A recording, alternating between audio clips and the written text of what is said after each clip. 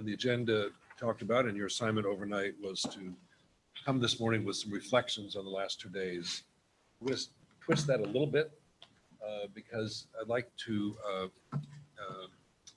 encourage a discussion about what's next. A number of you, and particularly those who left yesterday, came to me before they left, or came to Bruce or Catherine or some other members of our team and said, I want to stay involved. This is too important to let it drop.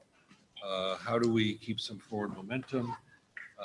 Is there a plan? What are you guys thinking about? We're really grateful for this discussion and this opportunity. And we get the big square one picture, but we want to stay involved. So that's an assignment that we're taking seriously from people who asked us to think about it. But I'd like to make it a collective project this morning as to what you would like to see happen. To start it off, I'll ask Catherine to talk a bit about what she, as the director of the Square One project, has in mind, what the Raven Group, just so we have a picture of the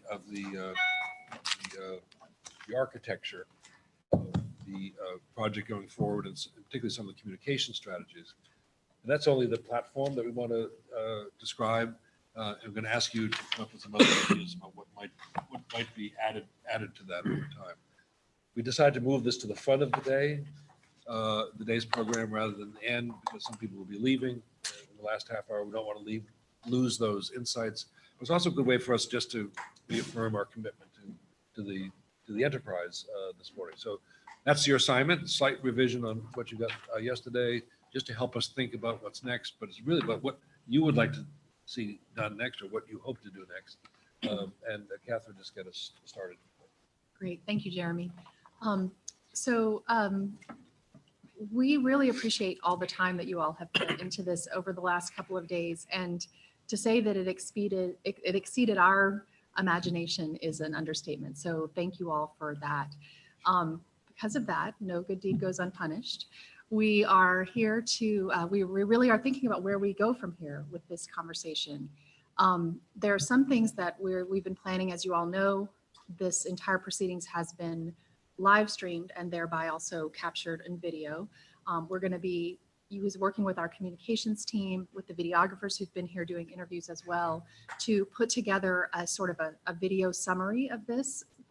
Give people, it will, as we all are surely aware, it will be more about giving people a flavor and highlighting some of the themes than about being able to capture the entire team, but I mean the entire event. But we want to make some of the ideas and some of the discussions that have happened here available to a broader audience in a lot of different ways. So we'll be using all of those tools, using social media, using outreach with different media platforms to think that through.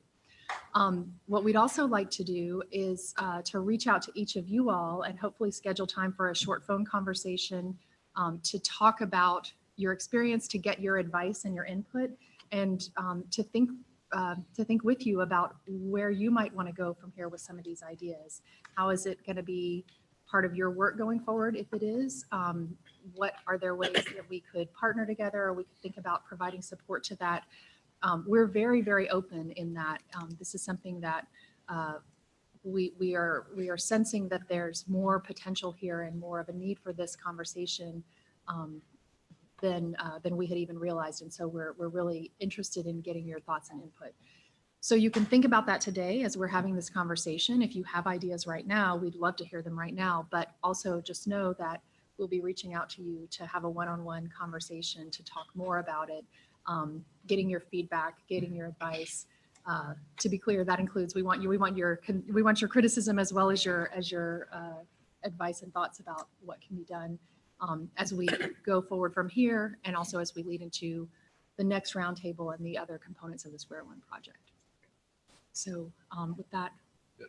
Before we go any further, and then I'll open up the floor, I want to welcome Leah Sakala to the table, who will be a co-presenter with Nancy on our last paper of the session, so welcome.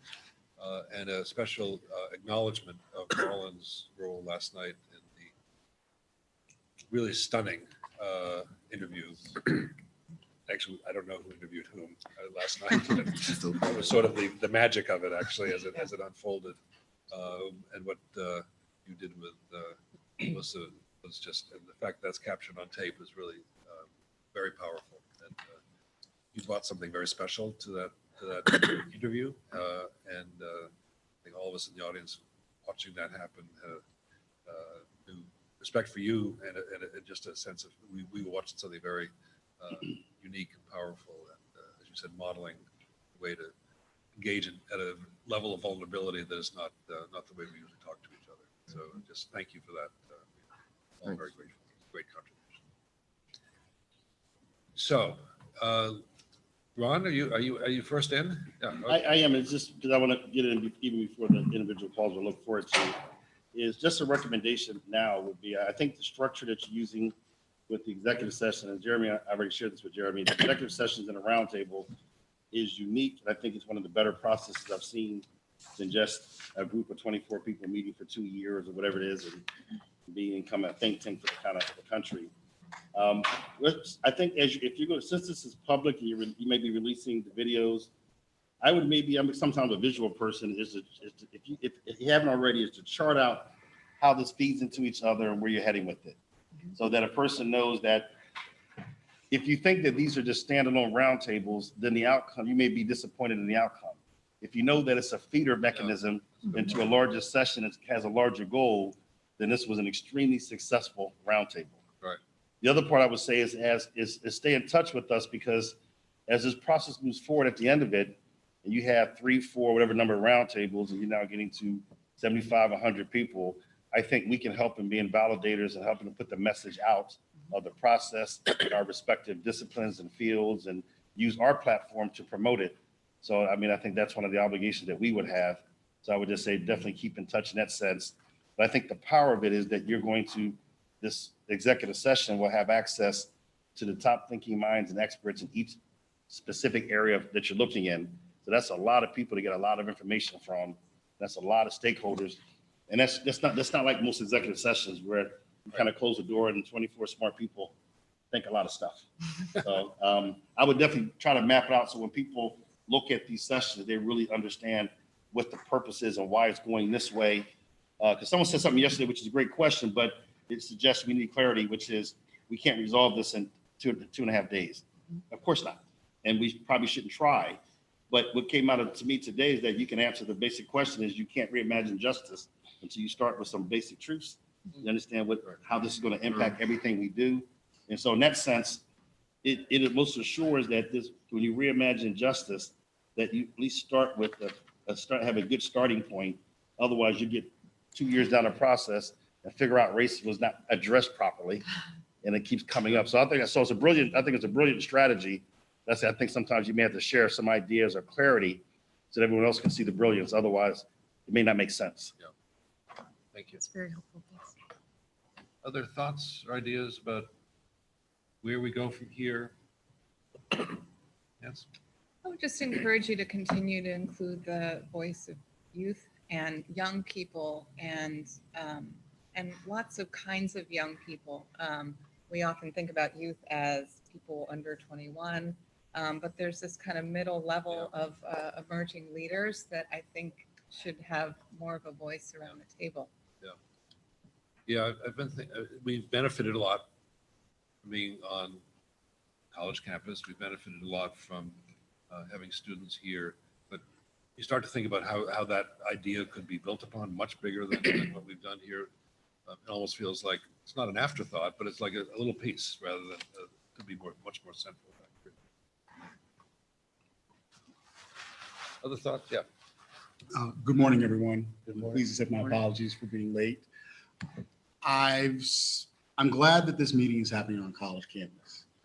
The reason why I'm late this morning is for the last hour and a half, I've been talking to high school students looking for a college, looking for a program. And I can tell you that for the last hour or so, I've had several conversations with students who are interested in issues of law, race, social justice. And they were asking me as a representative of a criminal justice department, what would they get if they were to major in criminal justice, if they wanted to pursue careers related through a criminal justice degree. And over the last 2 days, I've been thinking about what should be the role of academic programs when it comes to tackling these issues? What should be their role in regards to what are we teaching future justice professionals, future citizens? We surely have access to a certain segment of our youth population. And what are we doing to impact and empower that group? There are other ways in which a university can engage in outreach to its local community, to get to students and people who will never take a college course. I encourage us, I can tell you what I'm going to be doing after this, my part of reimagining justice. How can an academic program like the one we have here make a real impact on this? That it's not just rhetorical discussions about justice and race and poverty. How can we actually empower people to go forward and be the next group of trained advocates? How can we empower people to understand what they need to do to reach out into communities? How can we help young people understand, okay, what's the next degree, internship, job placement that's going to put you in a position where you could be at a table like this doing things? So I hope that I can get your help in finding a way to get academic programs to be a role player in this. It's so interesting you mentioned that. Put on my Jeremy hat for a second. I was thinking yesterday during Monica's presentation, how different, we had a little discussion about metrics afterwards, where you said, why do we use the same metrics of recidivism, even the new metric of respect for the rule of law and procedural justice. And my mind went to how problematic is the traditional criminal justice curriculum, which starts with my thing. If we ever had this discussion about what I call the funnel, this number of crimes, this number of arrests, this number, and we put that's the way we think about criminal justice, is this machinery that's been created coming out of, unfortunately, the President's Commission back in the 60s. And that's often the way criminal justice is taught. And so the enterprise of actually designing a curriculum that could be sort of adopted by people who have a different vision of how to think about this very narrow discipline, very sort of constrained discipline, would be an interesting project for academics to take on as a matter of developing a curriculum for students. Right? Open things up in a different way. Right? We need to reimagine criminal justice education. Yeah, right, there you go. Okay. Other ideas? I do think that it was a fantastic idea partnering with virtual justice. I think that we can definitely capitalize on this and bring a lot of the academic programs we have here and keep this conversation going in a virtual platform to reach more people. I think it's particularly important that we have students like Jordan here. And I think that if each one of us, each one reach one, we each reach a Jordan and bring them at the table beside us, that will start to bring up a new generation of folks who can really help us get to square one. Their boots on the ground, they're experiencing things a little bit differently than I am, and I'm more closer to their generation. So I think that that's something we can definitely capitalize on, kind of redeeming this technology and utilizing it. It's here. We can broadcast to infinite number of places. And I think that we're onto something using technology, using social media, the Twitter, Facebook, YouTube live videos, having those recorded. I think that that's truly pioneering when it comes to reaching the young generation. Yeah, I think we've just scratched the surface on what social media could do to advance this work. Exactly. And, have to think about that some more. The podcast guru in our midst, and there are lots of ways, and reference was made to your TED talk last night. Lots of ways to curate a lot of material that's available, virtually available on this topic. John? Yeah, I wanted to just talk a little bit about to operationalize. Yeah. And it's really kind of it's dramatically shrinking, but then you have to have an alternative in place. But I think in order for all this to happen, and it's not going to happen tomorrow or in the short term, but in the long term, I think the best strategy would be to think about also how this work kind of connects with the broader public, because without the public will, it's never going to happen. And so you mentioned social media, but if there's ways that this work can also be thinking about how it connects to move public opinion around some of these issues and talking about the concepts that were talked about in a way that could be embraced and understood by just the general public. I actually think there's capacity for that. And then with broader recognition, understanding, and then more definition about then what is the alternative, right? Or what would we do if we're not going to do something? How would we build something Right. new, right? Yeah, square one is not less Yeah, of what we're doing. yeah, Square one is something else, it's something Right. just totally different. which may result in right? less of what we're. And so I think from my perspective, like as somebody who actually has some ability to make some of these things happen, just getting that a public infrastructure, Yeah. talking about these things. We actually have a project right now that we're doing in the office. This is in our juvenile delinquency work. But we asked all the attorneys to reimagine kind of the work that they do in the delinquency system. And if you could just start all over, very similar to this. Yeah. And interestingly, a lot of them, question why we spent so much time and effort trying to prove that the child was delinquent. And there are ways that maybe you could change that. There's a good place to start. Marlon? I remember when I was still inside and helped organize, we call it a resource fair inside. So we brought in service providers, folks from educational, academic institutions, and one, they would share what services that they had, but there was also like a roundtable discussion. The men who are, incarcerated men, along with these folks from outside. And so kind of think about what else can be done is how can we think about engineering these sort of conversations behind the walls of women and men and kids currently incarcerated. And also, I think during the first day, somebody had suggested it or said it came up, even soliciting papers from folks who are currently inside. Yeah. I think that would be a way to really engage at a level that in some ways is unprecedented. Somebody, I forget who it was, and I apologize if it's somebody at the table, made a suggestion that we hold one of the roundtable meetings inside a prison. Bruce? Just for Marlon, I think that is going to be a plan coming up, is a paper competition, much like we had for the students for this meeting, have some sort of paper competition for people on the inside, and we'll have that work. Another effort, the Center for American Progress is sponsoring a similar competition for an edited volume that Gerald Atkinson and Vivian, right? Will be co-editing.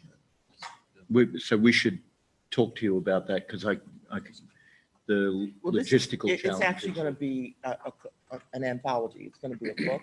So I think what we're suggesting here is something a little different, like a paper directly focused on the idea of square one. Right. Yeah. So we're not, it would be a different solicitation, but yeah, I'm happy to have a conversation.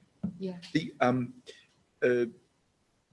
Just as I was listening to John about engaging public, so I hadn't thought about this before, but we're going into a new election cycle after the midterms, and I wonder if there's a role that we can play providing a forum for candidates, engaging candidates in square one discussions as a way of getting to publics. Yeah. What else have we got? Well, I think Bruce has a point, trying to think about This how is to engage Elizabeth. We have a policy new recorder. Just in the square one conversation. expand on that. Say that. Well, I think that trying to think about how policymakers, the people who Right. are, frankly making policy by funding decisions in some kind of square one conversation would be very valuable to helping connect, I guess, some of these ideas. Yeah. And frankly, that's going to be a critical part of being able to elevate these ideas to a place where they can be implemented. Vivian, did I see you about to get in? Yeah, so I just want to be clear that you're just asking for moving forward comments now? Or are you asking for reflections from yesterday? Because mine, If you want to build a moving forward comment on a reflection, I'm not going to stop you. well, But, I mean, but if you want to also make a comment on a reflection, I think that's fine. yeah, because it kind of all runs together for Yep, me. yep. All right, thanks. I've been thinking a lot since yesterday, and especially after last night. And wanting us to take a deep breath and slow down and realize that we're going to have to be comfortable with being uncomfortable for sustained periods of time. I think what we tend to do is the moment we feel a little uncomfortable or things get a little bit too in the, where we can't touch or feel a solution in the near, like in our grasp, we pull back and we revert to what we know, right? And what we know is, okay, so what policies can we change? What curriculums can we develop? What politicians can we talk to? This is what we already do, right? And we have to be comfortable with not doing what we already do. And perpetuating those same models of thinking. We have to stop having the same agenda with a different title. It's very tempting because it takes us back to what we know how to do. We have to get out of these are the thoughts, that are just randomly coming to me. We have to get out of our heads and into our hearts, as was so powerfully modeled last night. You cannot get to the other side of this huge chasm without having some uncomfortable moments.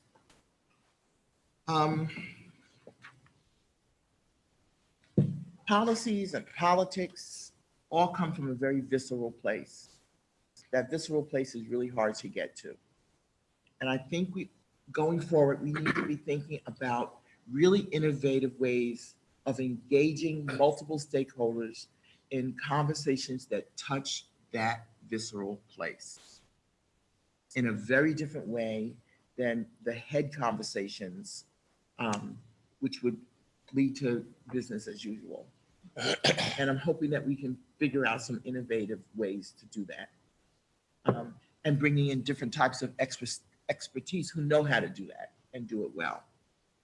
Because that makes people feel safe having these difficult conversations and exploring ways of resolving these issues or coming to terms with these issues that we haven't felt comfortable using before. Were you finished? I'm done. No, because I literally wrote, I was writing before you talked, uncomfortable. So the reality, like Bruce and Jeremy particularly, like you have this platform, this whole, like the Justice Lab, this whole piece, you have a very unique platform. And I've been around long enough that I've seen different iterations of, see how powerful I was about to. You're so. Keep talking. So here's, and I mean, Vivian, that just hit me. I mean, we've all been in rooms where there's roundtables and smart people and good thinking, and it feels good. That's hilarious. You're on the ground right now. And that this is just really a unique opportunity that 3 years from now, it could just be, this is cool. We met people, we got some new networks, we keep our professional careers going. I'm struck by, I'm going to keep pushing. Like when Marlon brought up the language abolition, there needs to be a real conversation of people who are sort of mainstream practitioners and policy folks about that, right? When Poet talked to us yesterday about, y'all ain't going to be around in 10 to 15 years. What does this look like? I mean, to really struggle with that and that uncomfortable tension that we all have to this about our professional lives, our personal lives. This is people's profession. Someone, are you working yourself out of a job? Like really struggling through those things. We talk about these big policies. So yeah, I think for me, it's just encouraging us to that uncomfortable space we even talked about to use this platform. Because otherwise, honestly, look, you're funded by who you're funded by. There's things you're gonna feel uncomfortable with. That this could just become very much a nice 3-year thing that we'll all be able to reference and say we were part of. But I've been through that show before. I've always been through that show before. And I just think this is a unique time to, and I want to just, the last thing, just because we keep saying it's this unique moment and it's this thing. And like, we have to force ourselves to be in that in a really uncomfortable space. The dean yesterday and 2 days was speaking about like these white folk have to have some uncomfortable conversations. There's a whole like there's side conversations here about how, I hear everything you said, but like we need to get that stuff out about what this field looks like, what the practice, like who's pushing this, right? And to get all that out if we want to get to this place that we all sort of say we do. Because I'm sick of going to these conferences where it's like, these were all our children, and this is all, no, it's not. And we need to struggle through all those sort of tense things that we have the side conversations about. That is as important, at least to me, as the actual policies and practices we're trying to, address. Just stick with that thought, and same to Vivian. So we have, Bruce and I and others have designed a process that Ron described. We laid it out at the beginning. It has a logic to it. Ron said it's different from other things. Used the word brilliant. That was nice. But my feeling is that it's inadequate to the task. This process of roundtables feeding into an executive session, and it'll be good. We'll make it really good. But I just wonder if there's something else in addition to what has been created here in this architecture of roundtable, executive session, media strategy, those are sort of the 3 legs of our 3-legged stool. And I'm just open to using this forum before we go on our way at the end of the day for suggestions about not just what's next here, but what's next, which is where Vivian and Michael are going. Is there something else that this group wants to? It's not that we have to do it. Imagine as necessary to get to the rethinking justice. Maybe it's not necessary, but I think it is. And that's what I was wrestling with last night when our little group convened. Is there something beyond what we're doing that this group wants to imagine? And it's along the lines, I think, of what Vivian and Michael talked about. I'm not sure what it is. And maybe we can't do it. This group can't do it. Chairman, maybe. Vivian was. Please. Yeah, so, I mean, I do have some ideas, but I tend to sit on my ideas for a while before I share them, but I'm fine sharing them now. I think that what we are doing now is kind of gathering enough information to identify the struggle. I think the missing leg of that 3-legged stool and what would make it more sturdy, a more sturdy 4-legged stool, is an action that involves multiple stakeholders in a setting that is all about values and narratives and a conversation about healing, right? A conversation about acknowledging our common humanity. I mean, I imagine having very different types of gatherings that start with some type of narrative, whether it is a conversation with a directly impacted person or persons, or a documentary film that powerfully illustrates the problems that we are discussing in a way that people feel it and see it and can touch it and can identify with it, and then some type of formal exercise to get people's hearts to change. Hearts can change.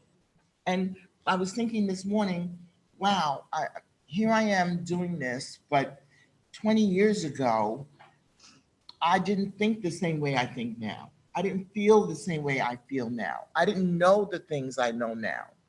So, but it's taken 20 years to get here. We have to make that type of investment. So what happens after we identify what the struggle is? Then we have to engage in the struggle.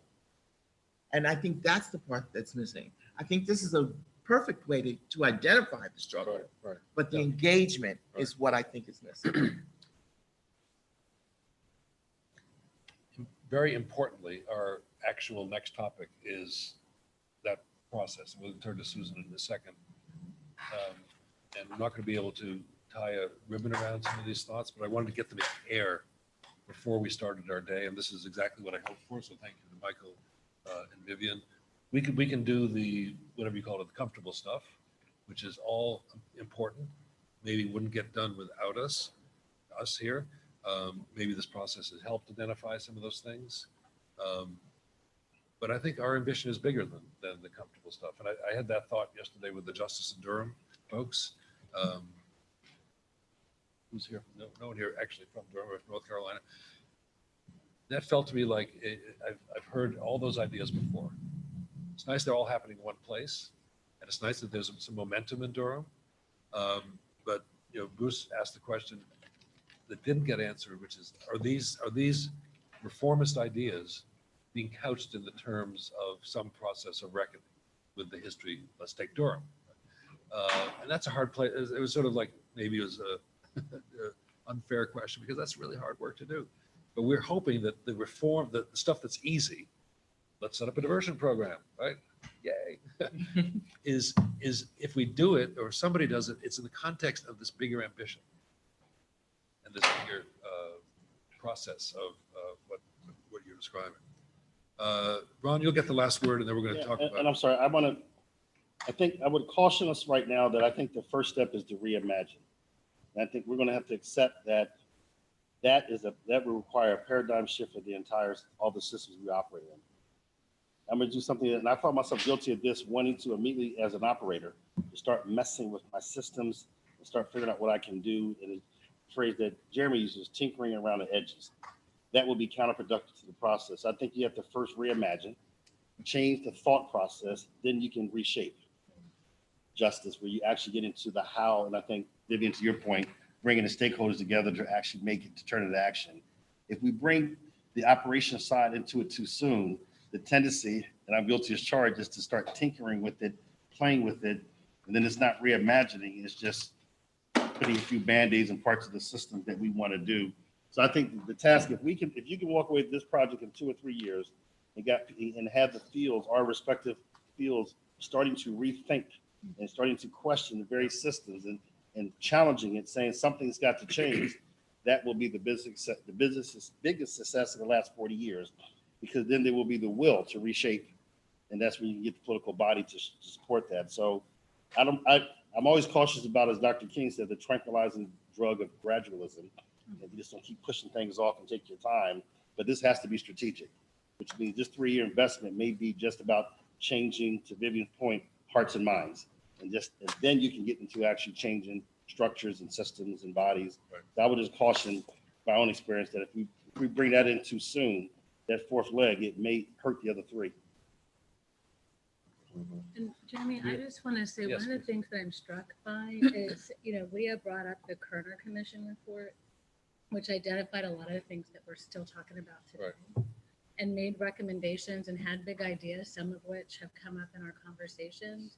And I think that the opportunity of the Square One project that really needs to be better probably excavated is to learn from why that report landed with a thud and really didn't transform criminal justice. And I think it does have to do with the transformation of hearts and minds, with really engaging people in this learning process and in this reckoning process.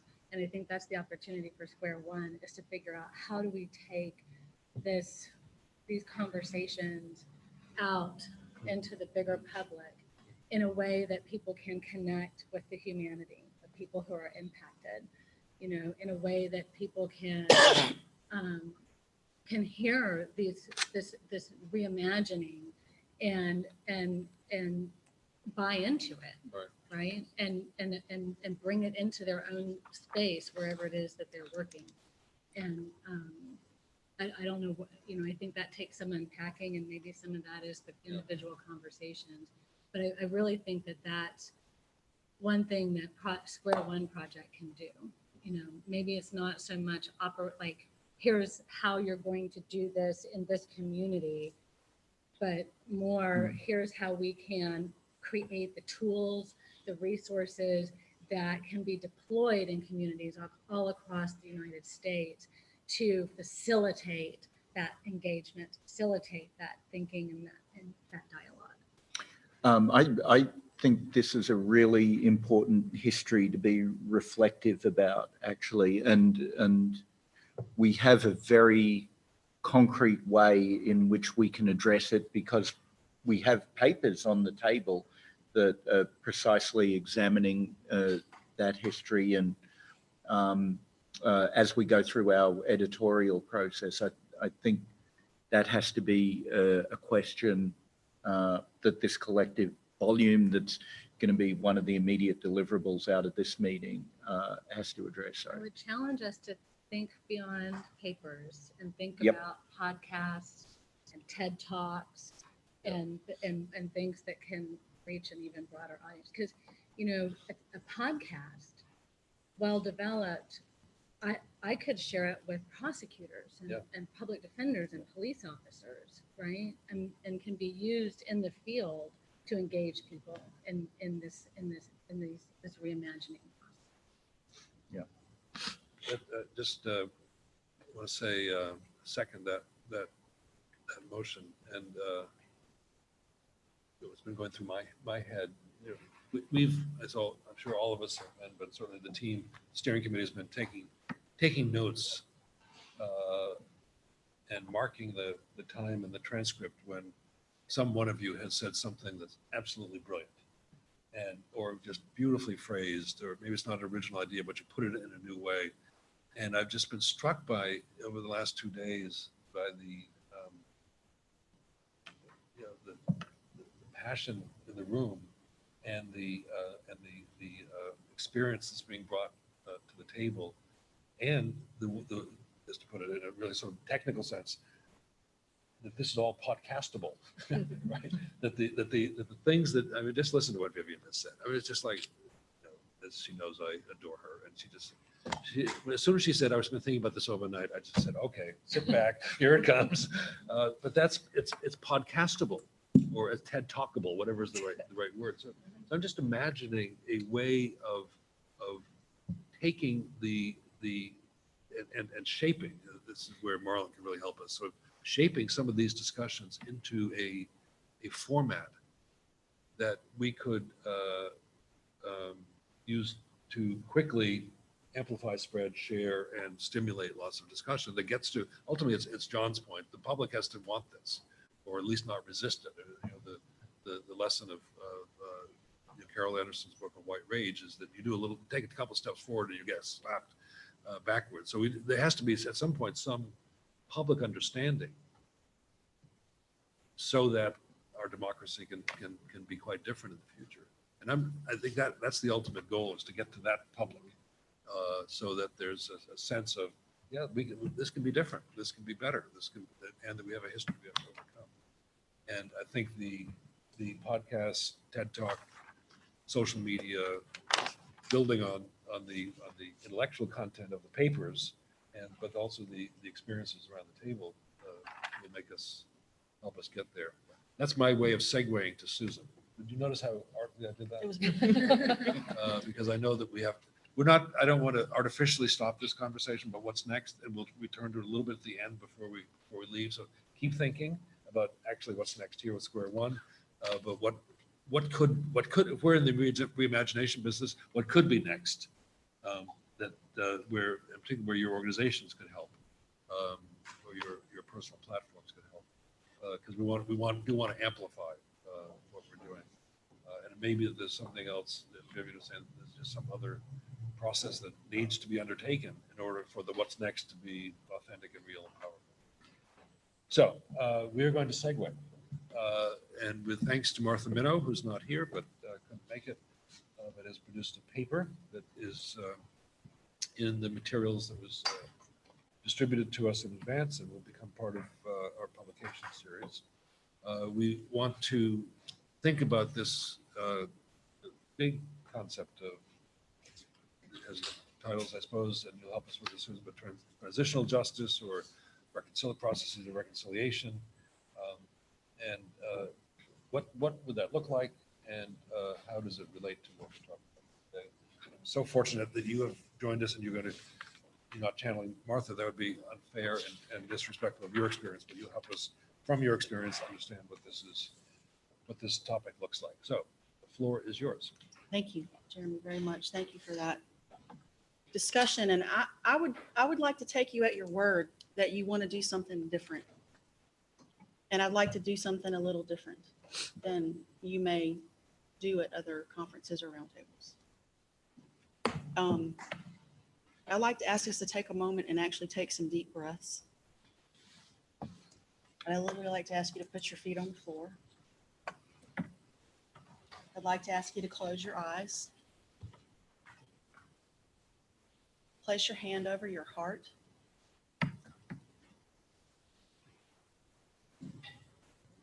As you're taking some deep breaths, I'd like you to think about something that you're grateful for.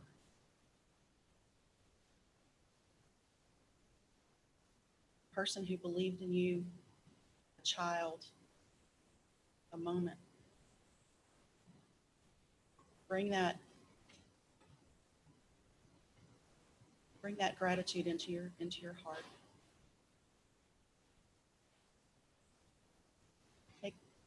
Let's take several deep breaths.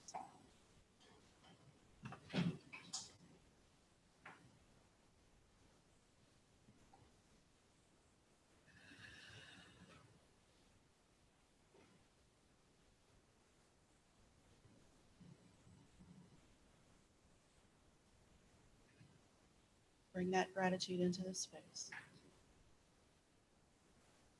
Bring your heart into this space.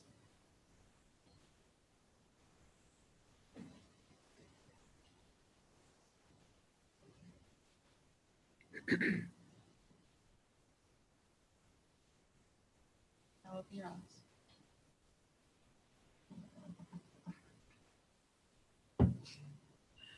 When we stop and take a breath, we actually stimulate the vagus nerve, which is the nerve that connects our brain to our heart, to our gut.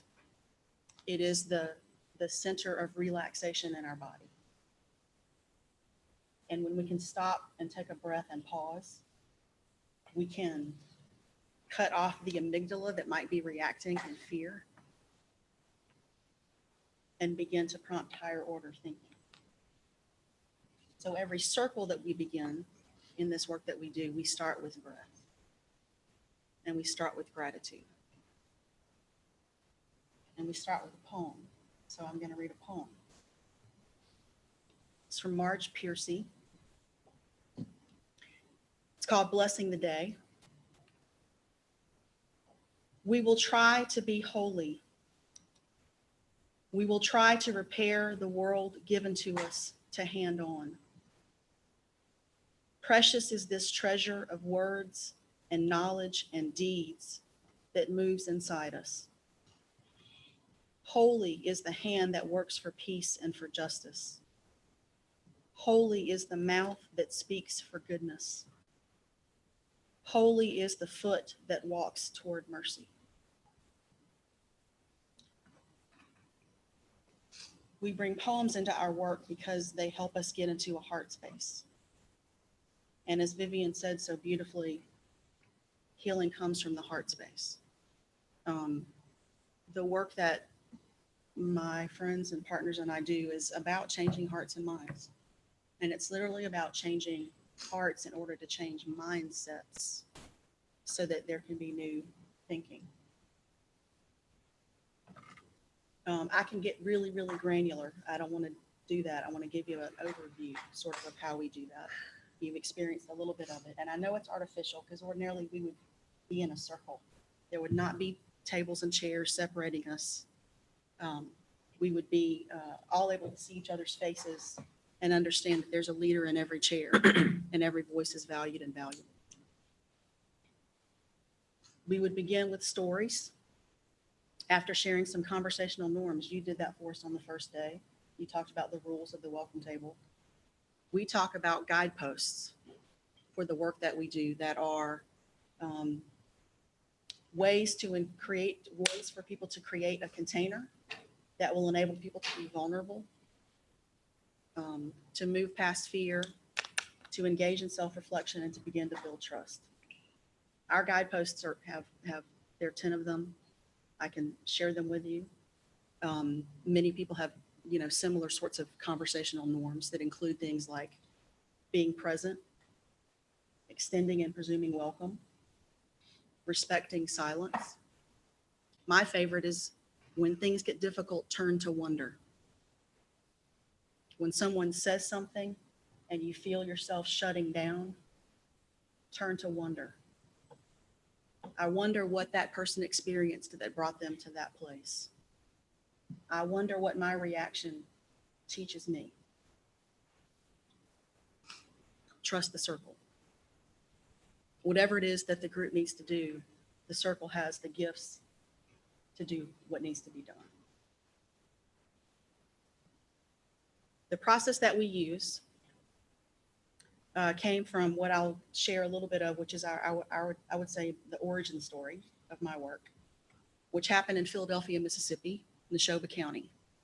Y'all may have seen a movie about it, Mississippi Burning, the history of James Chaney, Andrew Goodman, and Michael Schwerner, who were murdered there in June of 1964. It's a community that knew what happened there, largely knew who the murderers were. Edgar Ray Killen ate breakfast on Main Street at Dots every morning. But no one in the community was held accountable by the state of Mississippi for 40 years. It was a secret that the community knew, but nobody talked about. And children grew up not being taught it. They left Mississippi often, as a lot of children leave Mississippi do, and were shocked to find out from other people outside the state what had happened in their own hometowns. In 2004, it was the 40th anniversary of the murders. And a group of emerging leaders who had kind of grown up in integrated schools for the first time decided that they wanted to do something different. They knew that the cameras would come at the beginning of the anniversary and say, not much has changed in Philadelphia, Mississippi. As a New York Times editor put it, there's no marker at the murder site where these 3 young men were killed. And they asked me to come. And we sat in a room like this at first, and we started planning. We went straight to action. We talked about what they might do. This was February. The anniversary was coming up in June. White guy raised his hand and said, I think we should have a proclamation. And Black folks rolled their eyes, but didn't say anything because we are real polite in Mississippi. You could sort of sense the tension, right? Kept talking, and Black gentleman said, well, you know what? Why don't we have a march? We could march up to the courthouse. Well, the white folks got paler. But nobody said anything because we are real polite in Mississippi. Basically, there was no consensus at that first meeting. Everybody smiled and said they'd come back to another meeting. Everybody left but the 2 central friends who had called the meeting together and myself, Jim Prince and Leroy Clemens. And because they knew each other, because they had a relationship, they could ask that side question, right? That question on the outside of the meeting. And what we found out was that when the Black folks suggested that there be a march, somehow the white folks immediately went to Jesse Jackson and Al Sharpton and Birmingham somehow, dogs and fire hoses. That was what they thought when they heard march. That's what Jim said. Leroy said, I had no idea. And the dogs were turned on us. How did y'all even? Okay. And so Jim's like, well, while we're at it, what was the problem with the proclamation? Well, proclamation is just words on a page. We've got lots of proclamations. There was even one called Emancipation Proclamation. And they never do anything much for us. And if you want to ask our Choctaw friends who were in the room about the Treaty of Dancing Rabbit Creek, they could tell you what they got out of that proclamation. So it was very clear that they were using the same language, but they were not having the same meanings. And they didn't know each other well enough to even have a conversation about action. So the next meeting, we stopped planning. We spent the next several months, every week, I drove down 2 hours one way to Philadelphia through the back roads of Mississippi, East Mississippi, Klan country in Mississippi. And we just got people in the room in a circle, and we started sharing stories. They started telling who they were and why they were there and why they felt passionate about this case, and how frightened they still were to live in their community if they were Black, or how guilty and ashamed they felt if they were white. And through that process, they began to dispel some myths that they had about each other. Jewel Rush McDonald, whose mother and brother were beaten by the Klan the night the church was burned, became friends with Deborah Posey, whose relative was one of the trigger men that killed 3 civil rights workers. Deborah apologized on behalf of her family to Jewel for the fear that her family felt. And somewhere in that process, they decided to offer up a call for justice in the case, which they wrote up. They called a press conference. They issued the call for justice. They then invited the local DA, who, by the way, his grandfather had been on the suspect list of all 3 suspect lists of the murders. That was the local DA. They invited the Attorney General. They invited Carolyn Goodman and David Goodman, Andy's mother and brother. And they shared their stories with the Attorney General and the local DA. That was within 6 months of the process. And the DA and the AG said, we're going to reopen the case. And they did, when within, I like to say on the day of Epiphany in the Christian calendar, January 6th, 2005, they convened a grand jury, a local grand jury, which then indicted Edgar Ray Killen for the murders. He was arrested that night. On June 21st, 1 year to the day of the initial call for justice from the civil rights murders by the Philadelphia Coalition, as they called themselves, Edgar Ray Killen was convicted by a jury of his peers on 3 counts of manslaughter. He died in prison. The community said, if all we ever do is put an 80-year-old man in jail, we will have failed our community. If we don't teach our children how to engage in nonviolent communication and justice, we will have failed our community. And let me say that Mississippi, it's the scapegoat for the country, right? I was raised in Georgia. We said, thank God for Mississippi. If it weren't for them, we'd be last. Well, Neshoba is sort of Mississippi for Mississippi. I mean, people warned me from all other parts of the state, be careful about going over to Neshoba. So once Neshoba was able to make this transformation, all these other communities said, well, can we do that too? So Macomb, which was the bombing capital of Freedom Summer, asked to be a part of a process. We engaged in a 2-year process that led to a public ceremony to offer diplomas to the young Black people who had been kicked out of school in 1961 because they walked out in protest of segregation.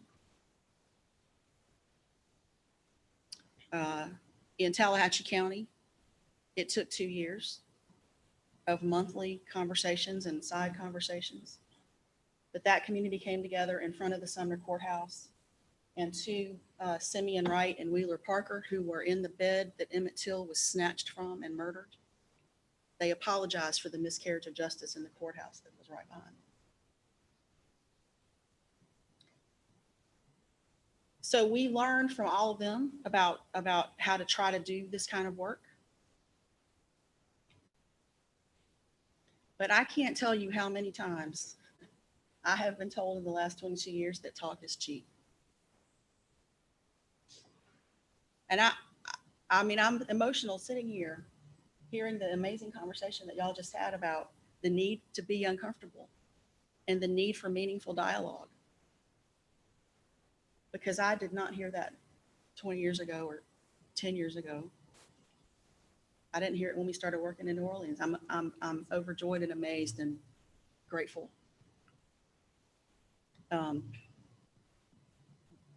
Humanify what you did last night is what is, we think, what I think is needed in order to have these kinds of conversations.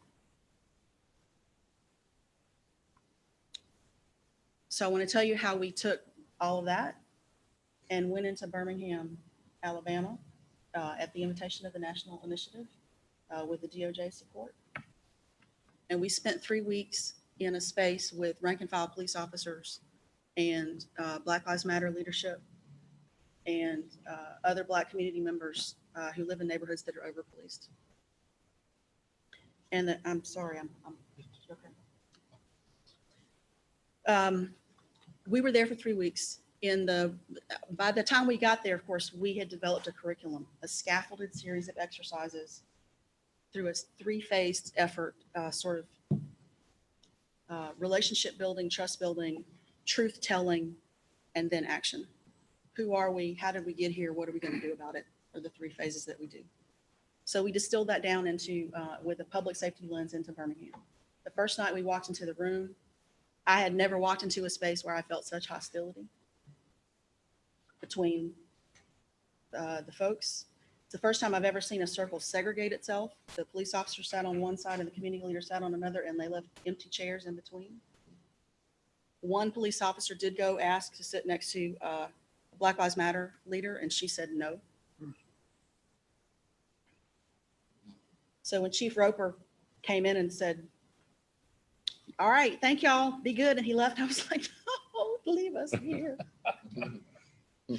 But we asked people to breathe.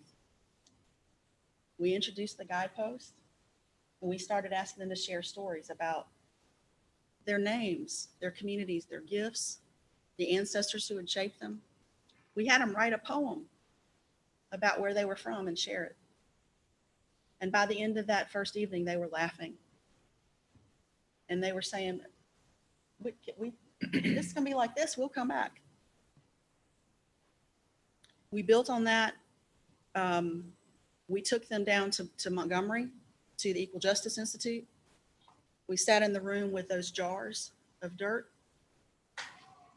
We talked about how in this country we teach that Rosa sat down, Martin stood up, and everybody's free, and how that was a lie. And we told the accurate history that's accessible, that teaches us how to be an organizer. And then we came back and I told y'all earlier about, asking the police to share these different, what do you do? What do you get evaluated on? What do you get raises on? There was no alignment. We then asked them at the end of that second week, go home and do some homework, and here are the questions. How do you define public safety? What are you as a community leader or a police officer willing to do to achieve that vision of public safety? And what do you need from each other to achieve that vision? I just want to read you the few little things they said they needed from each other. One quote about what public safety is. Public safety looks like trust. Here's what they said they needed from each other: love, leadership, patience, empathy, communication, responsibility, accountability, trust, consistency, stay the course, stop using if, be purposeful, transparency. A lot of activists are about a show. We are looking for real change. In order for that change to happen, you have to come to the table together and talk. Be proactive instead of reactive. We have to start here in our community. We can't start off by trying to fix a world issue. The small victories create the larger change. We must not take the path of least resistance. So now when people tell me that talk is cheap, I tell them only cheap talk is cheap.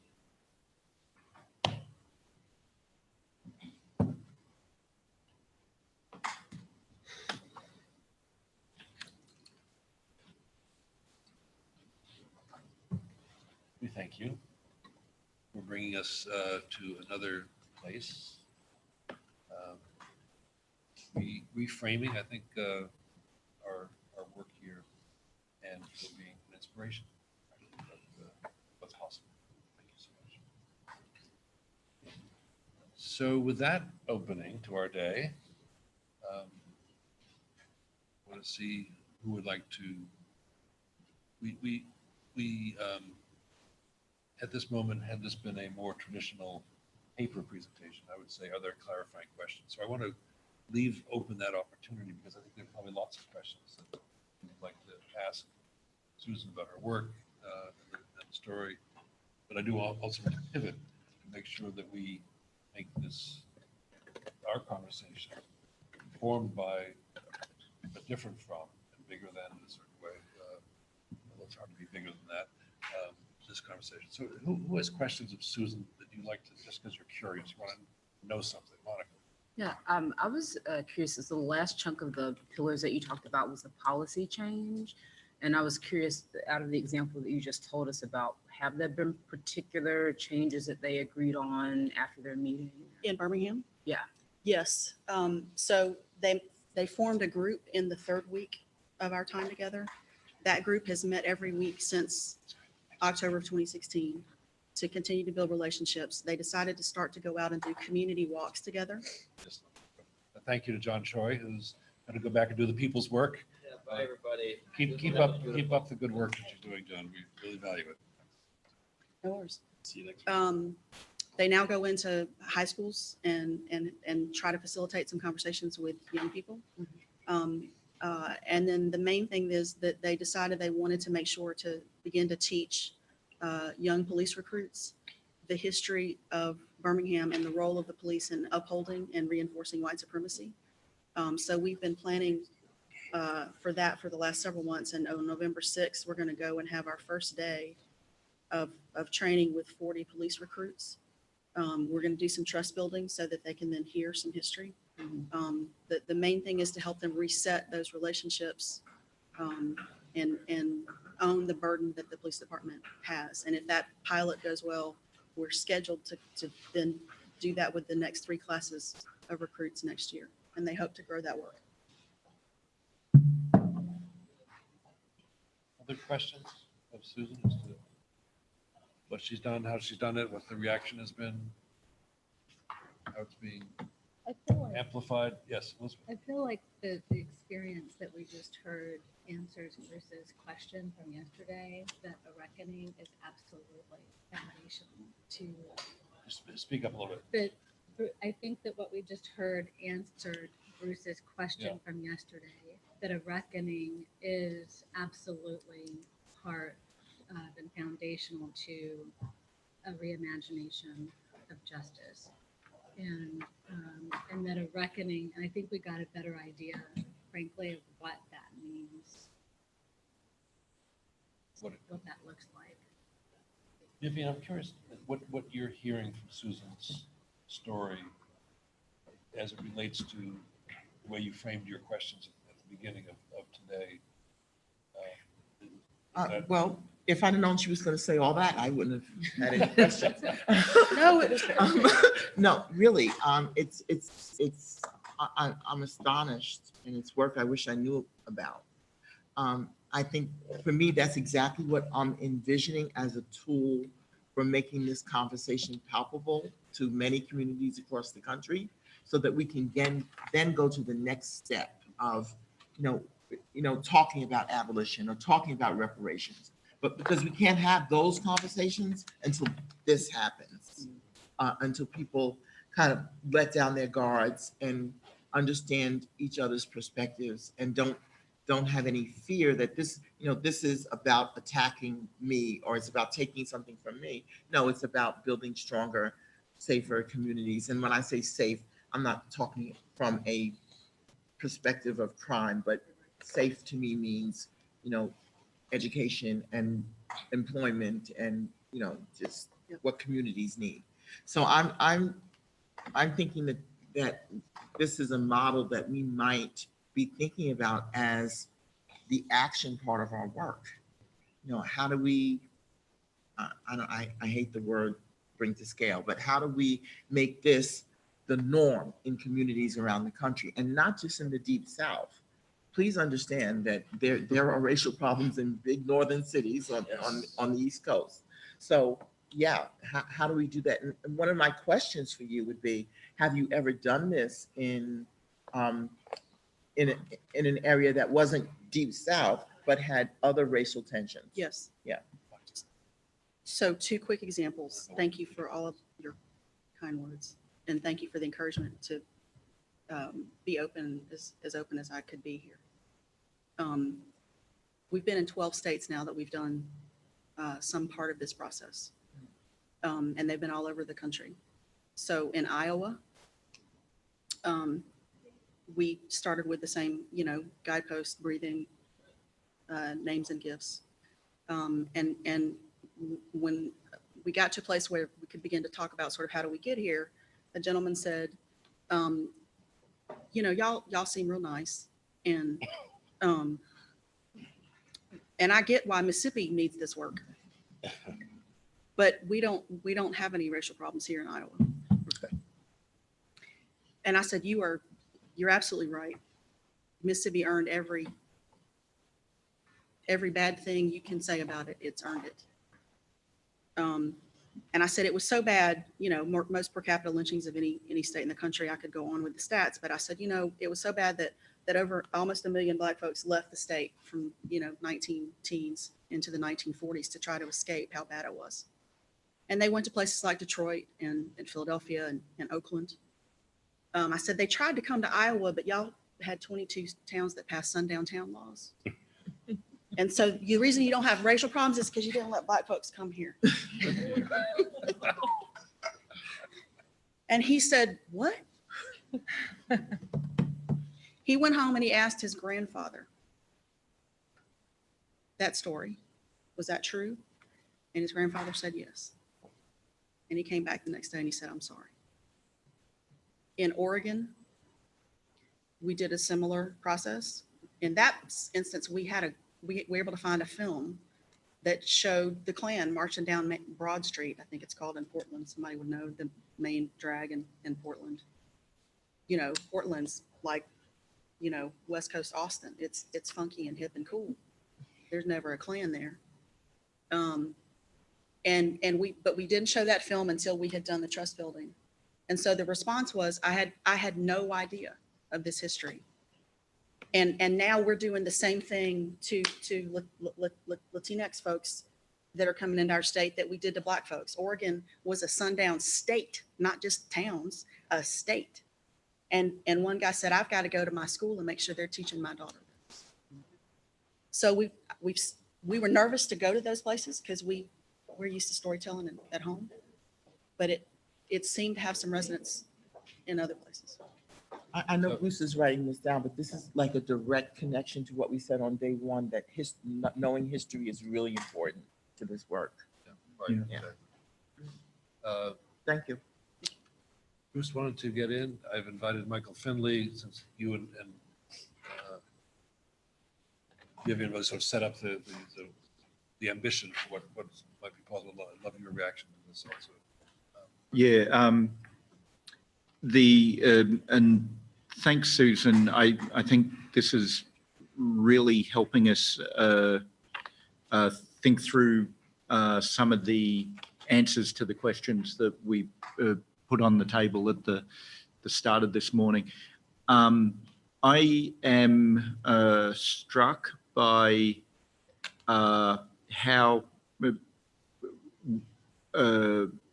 intimate this process is, and the scale of it, and this seems very different from the sorts of things we often talk about, and we just talked about them a few minutes ago. The importance of social media. How can we project out to a national platform and so on, and how do we bridge that gap? I think that's a conversation that all of us need to have.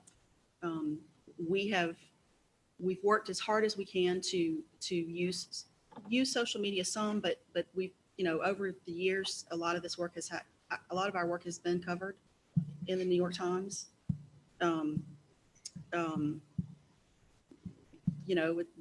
It's been on CNN. I think Bruce was asking a slightly different question. Okay, Not has I your may not work have got- understood. No, it's okay. No. Not has your work gotten visibility, but what do you think about a strategy that's social media based as distinct from your strategy, which you described as more intimate and not necessarily sort of meant for wide distribution? If I'm framing it wrong, let me know. Right. It's Right. So, a strategic question. right. But I'm sorry, I was Oh, no, going that's around the okay. bend to get to, Yep. try to get to that. We have tried to tell the story of what we do Right. in various places. Because we know we can't host meetings of 30 people or less all over the country. There are several people that do this work that are great. So we've tried to use ways to tell the story, but I don't know that those ways have been necessarily effective. You asked me, I think the other night, if we re-record these sessions. Yeah. It is very hard to do that because when the camera turns on, vulnerability goes down. We've had sometimes reporters in the space. We did have a recorder for the Birmingham stuff to record it, but the scale of it. So I wrote, how to scale. I mean, that's the question. I think that there are talented filmmakers and people with Marlon's expertise that could help figure out how to tell the story to the people that can't get into a circle with 30 people. But that's not my expertise. And I would love to be a part of a conversation to figure that out. The New York Times documentaries, those wonderful documentaries that they're doing now, the conversation one, especially, that might be a way to do it.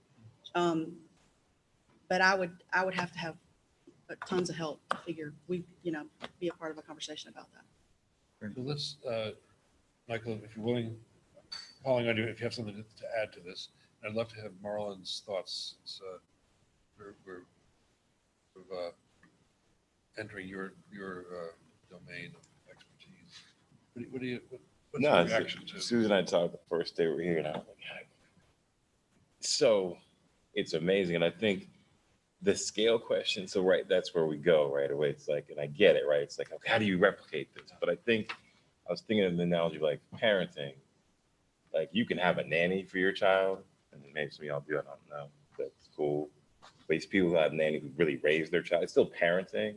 But it's not the same as you having direct one-on-one. Like there's something, so when we think about reimagining, even in my office, like we've gotten to like, well, we don't have to be there every month. We'll be there by, but there's something about the intimacy that matters, right? There's something about when you actually hug someone or you touch them, you talk to them.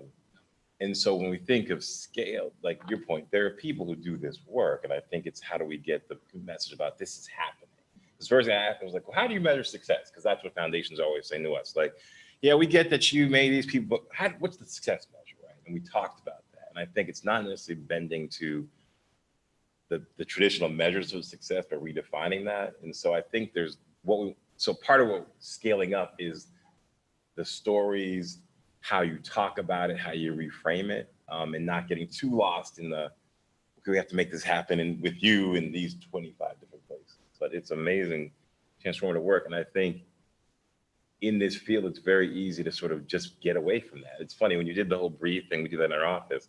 When we first started doing it, I was like, oh, why do we gotta close? I don't want to close my eyes and I don't want to, no, I just want to get to the agenda. And it's like, but it actually is a human thing. Like when I hug my son, it's different than it met, right? And we have to get, and I was when he joked the first day, the touchy-feely stuff, but it's human. And why, when we become professionals, somehow that becomes lost in us. And so to me, that's so square one, reimagining, that's the stuff I feel we need to scale up and reframe how people think about this. So it's not odd. It's not like, oh, she's coming in and that's the lady and oh gosh, she's doing this stuff. It's actually normal stuff that we actually do in our homes with your children and your family and your partners. So Marlon, what's your thoughts about this discussion? I think, I don't know who came up with the term, but a play or intimacy, term intimacy is into me, you see. And what we're talking about is creating spaces of intimacy. And so what we did last night was definitely not planned. But somehow we created a place of intimacy that although there was a bunch of people watching us, it was really just us. It was us, right? And so the varying forms of storytelling, whatever mode it is, whether it's audio, visual, the cause of trying to figure out how to create these spaces of intimacy. That's one thing. And there's various like mediums to do that. And I want to just sort of add that as you're talking about scaling up, there is that tendency, Ron went to it too, there's a tendency to go into the mechanics of scaling. And when you go into mechanics of scaling, you're going on a precedent that's already there. And we're actually trying not to follow a precedent, right? We're trying to create the precedents over and over again. So if you look at what happened yesterday, it was like I became uncomfortable, right? Because like I'm the interviewer here, don't flip this on me, right? and There's that moment where all of a sudden she's leaning in. when she leaned in, I was like, oh God. But it for me, it was like, okay, I got to stop controlling it. Right. I have to stop trying to control this right now. And so control, that was my job. I had a job to do last night. And for me, it's like I need to do the job as to actually trying to get to the point of doing what we creating a space of intimacy. I mean, so you got to let that go. So I wanted to say that. So some of this stuff has to be very unconventional. You start off with the, breathing and that sort of somatic sort of thing. The other thing I want to say, this other part, and just sort of like an air of caution, I think. Spent, over the last year, spent a good amount of time in South Africa and, various communities. One of the things that Truth and Reconciliation Commission that happened during the 90s did a lot of good, but it didn't do as much good as we think it did.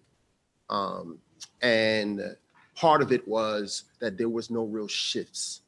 So I said, you did that wrong, you bad, you killed my family.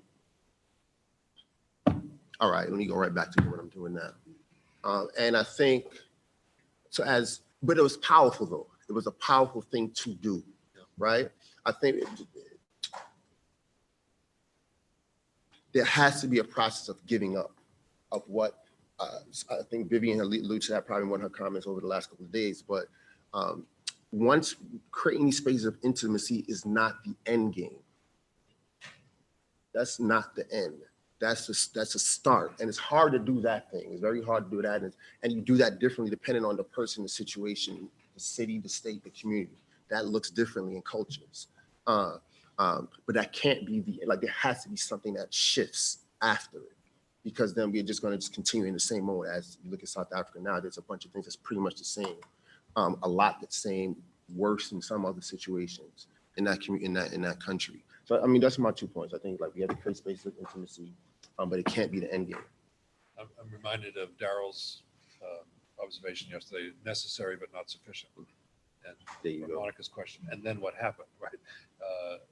So we all hope for something that is lasting and different in ways that are different, right? Not just on a surface level. I'm struck, Susan, by the 2 stories you told. One was a community story about an event within a community that was not acknowledged, there was no reconciliation about the event, there was no legal accountability, there was no governmental taking responsibility for what to do about it, and the shame and hurt that was all submerged. Story 1. Story 2 in Birmingham was more an institutional setting of a police department with an authorization by the agency head to let maybe there were stories, I'm sure there were stories embedded in Birmingham, talked about it, and history lessons sort of come to a surface.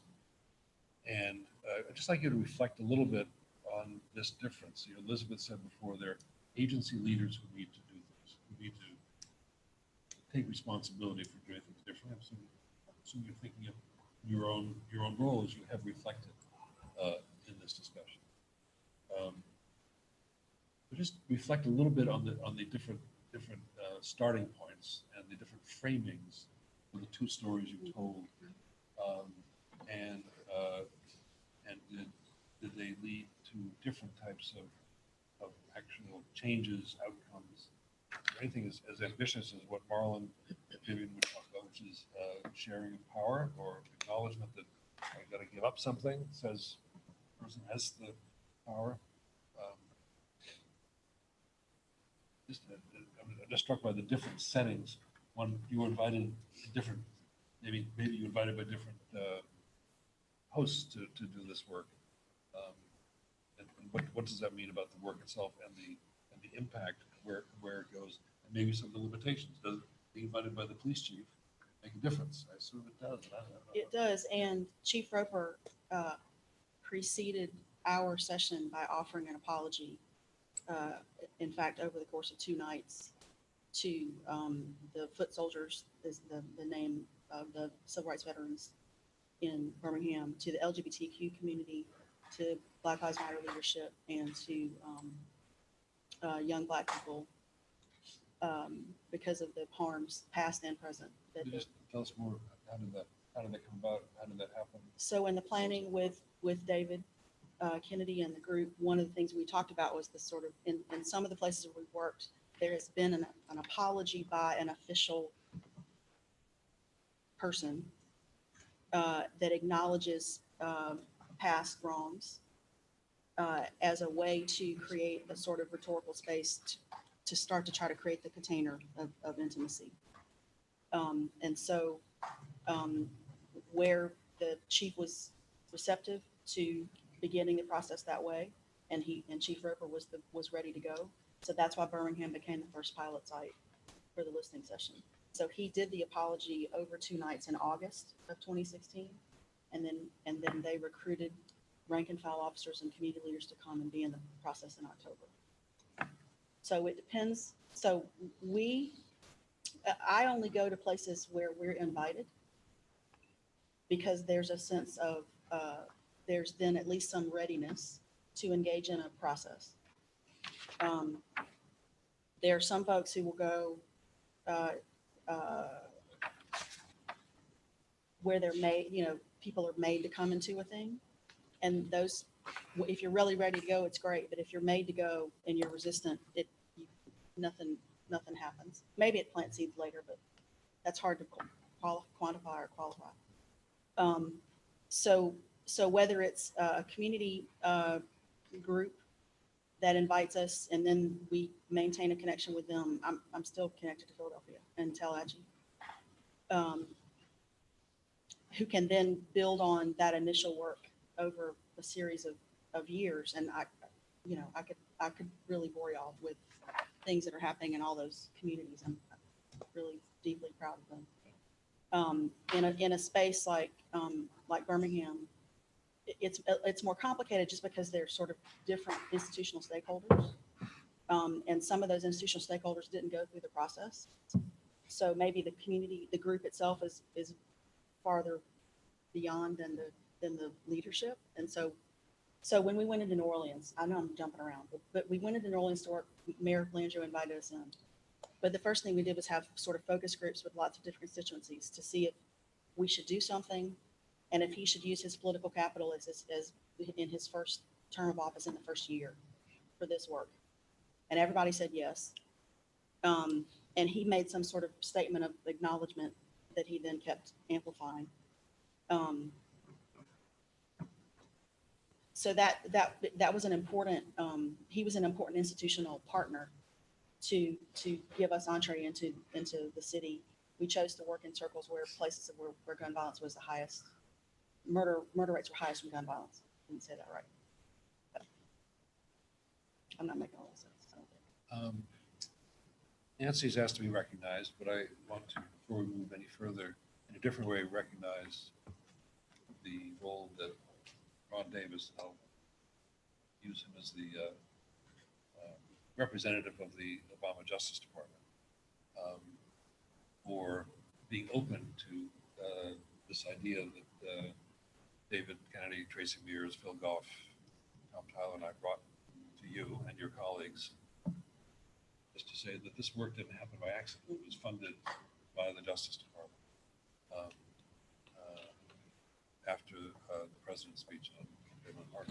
So we have a different Justice Department these days.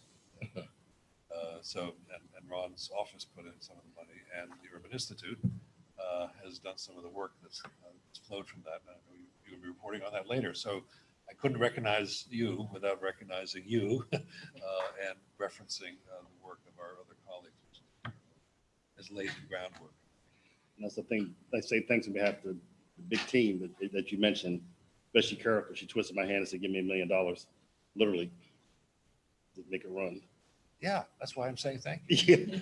Yeah. I mean, she twisted your arm and you said, She didn't have to and twist you it. did the right thing. It was the right thing to do, so, Yeah, but right. jokingly, but it was, I think Carol's passion drove that. Yeah, Carol Mason, John J. Made that happen. Absolutely. Absolutely. Okay. Nancy. That's actually a perfect segue to my question, which is about this tension between will and resources when it comes to doing this work. And I don't know, would this have happened in Birmingham and in the other national initiative sites had the Department of Justice not funded this? And to what degree is it still happening now that that funding is gone? And I heard you say, Susan, that you can't just impose it on a community on the one hand. On the other hand, it's hard work. It takes time and money. It takes time because you're trying to expose people these concepts, and so they're not doing their jobs, so there's just use of overtime. It really must be facilitated by a trained outsider, in my assessment. You may disagree, but I suspect you agree. And what, like strategically, if we view this as an important foundation for reimagining justice, how do we disseminate this? How do we encourage take up? Does it take money? What else does it take? It takes money. I mean, in the 20 years that I was at the University of Mississippi, I raised the money that the Winter Institute had. We never charged a community, but that was because I believed that the university owed it to the state because of its past lack of leadership in racial issues.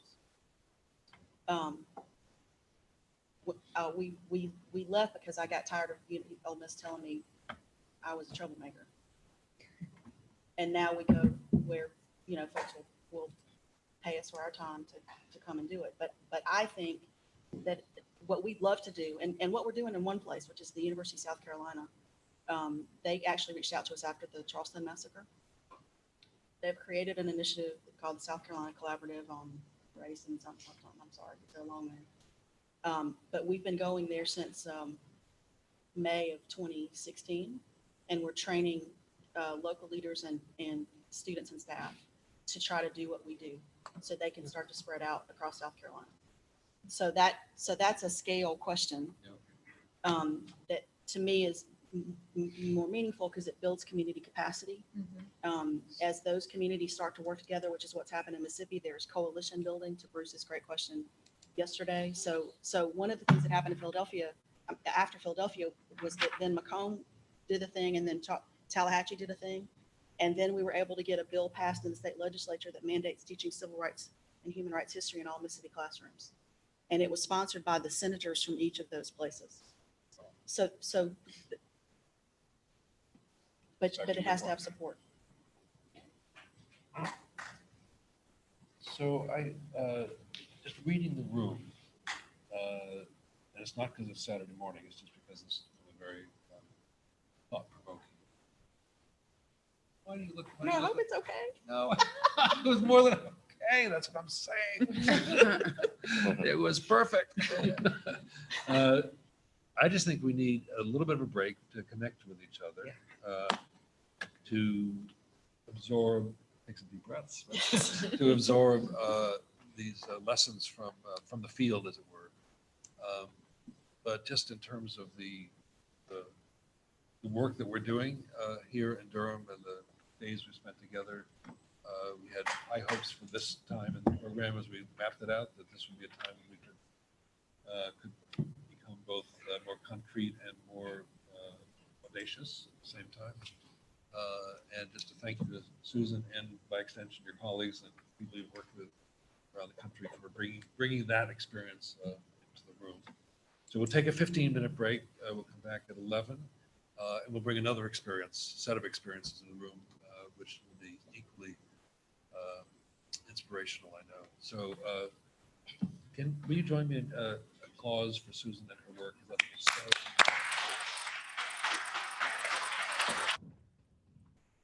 11 o'clock. This last conversation about what's possible, not just in an abstract sense, but by looking at some examples of change on the ground. Just to give everybody a sense of where we are agenda-wise, we'll do this discussion for 45 minutes, an hour plus, hour and a half, sorry. And then we're going to spend some time at the end before we say farewell with a closing discussion that Bruce will lead, trying to pull together some of the themes, some of the ideas that have been generated over our time together, and just challenge people to help all of us think about the ultimate goal here, which is what might justice look like. So that's a tall order at the end of a long time together, but we think it would be perfectly appropriate for us to end on that very high note. You'll note that there are box lunches that are out there on the table in the hallway. And I encourage people to take one if you want something on the road when you leave. But I think given our desire to have communion, as it were, why don't we take it back to the table here and just continue talking to each other at the end of the program at 1:30, just to make it end our time together with a meal, which would be appropriate, I think. So our next session is going to be led by Leah Sakala and Nancy Vigne from the Urban Institute. The title is Community-Driven Models for Safety and Justice. It's a very exciting and beautifully organized paper that has come along with this presentation, but we'll turn it over to them. Thank you, Jeremy. I'm reminded of a murder mystery that my siblings and I used to watch years ago called And Then There Were None. I think it was Agatha Christie. And it started out with 10 guests at some destination, and one by one, they fell off. So I want to thank those who remained here. Who have The survived. loyal, still alive members of this collection. So this has been a tremendous couple of days. I feel so honored to have been a part of this conversation and the rich discussions that we've had about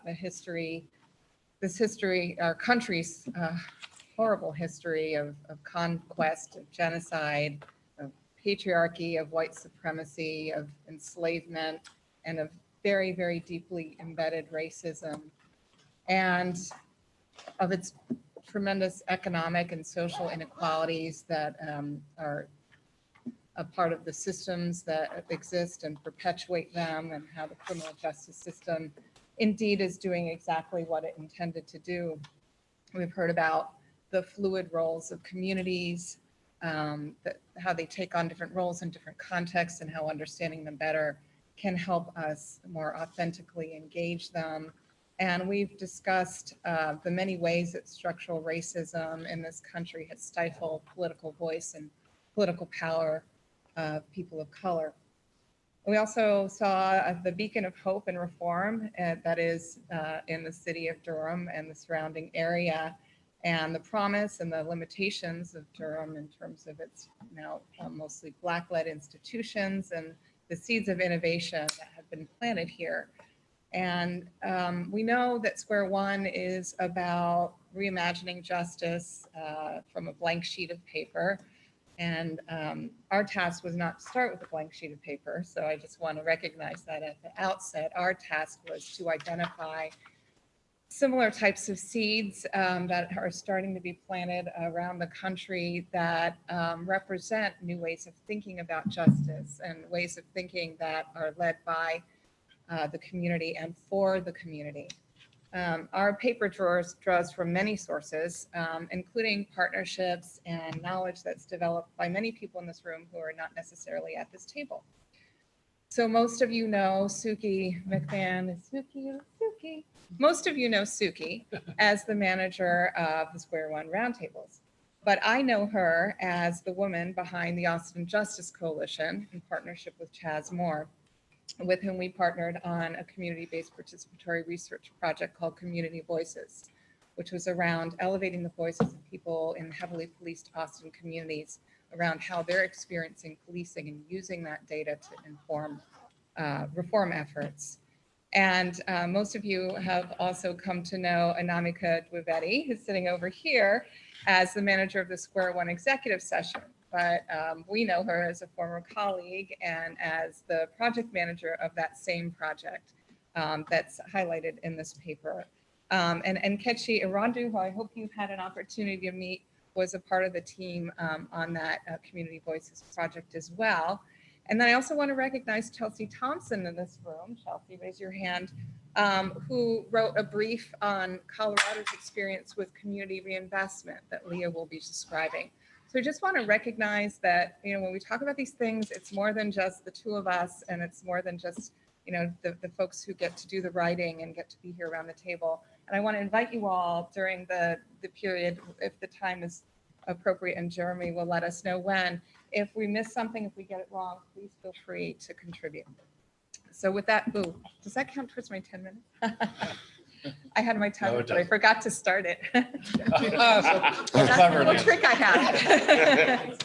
So, But Nancy, you get special thanks as a talent scout, talent identifier, and mentor for the folks that are now working on behalf of Square One. So thank you. yes, it's an honor.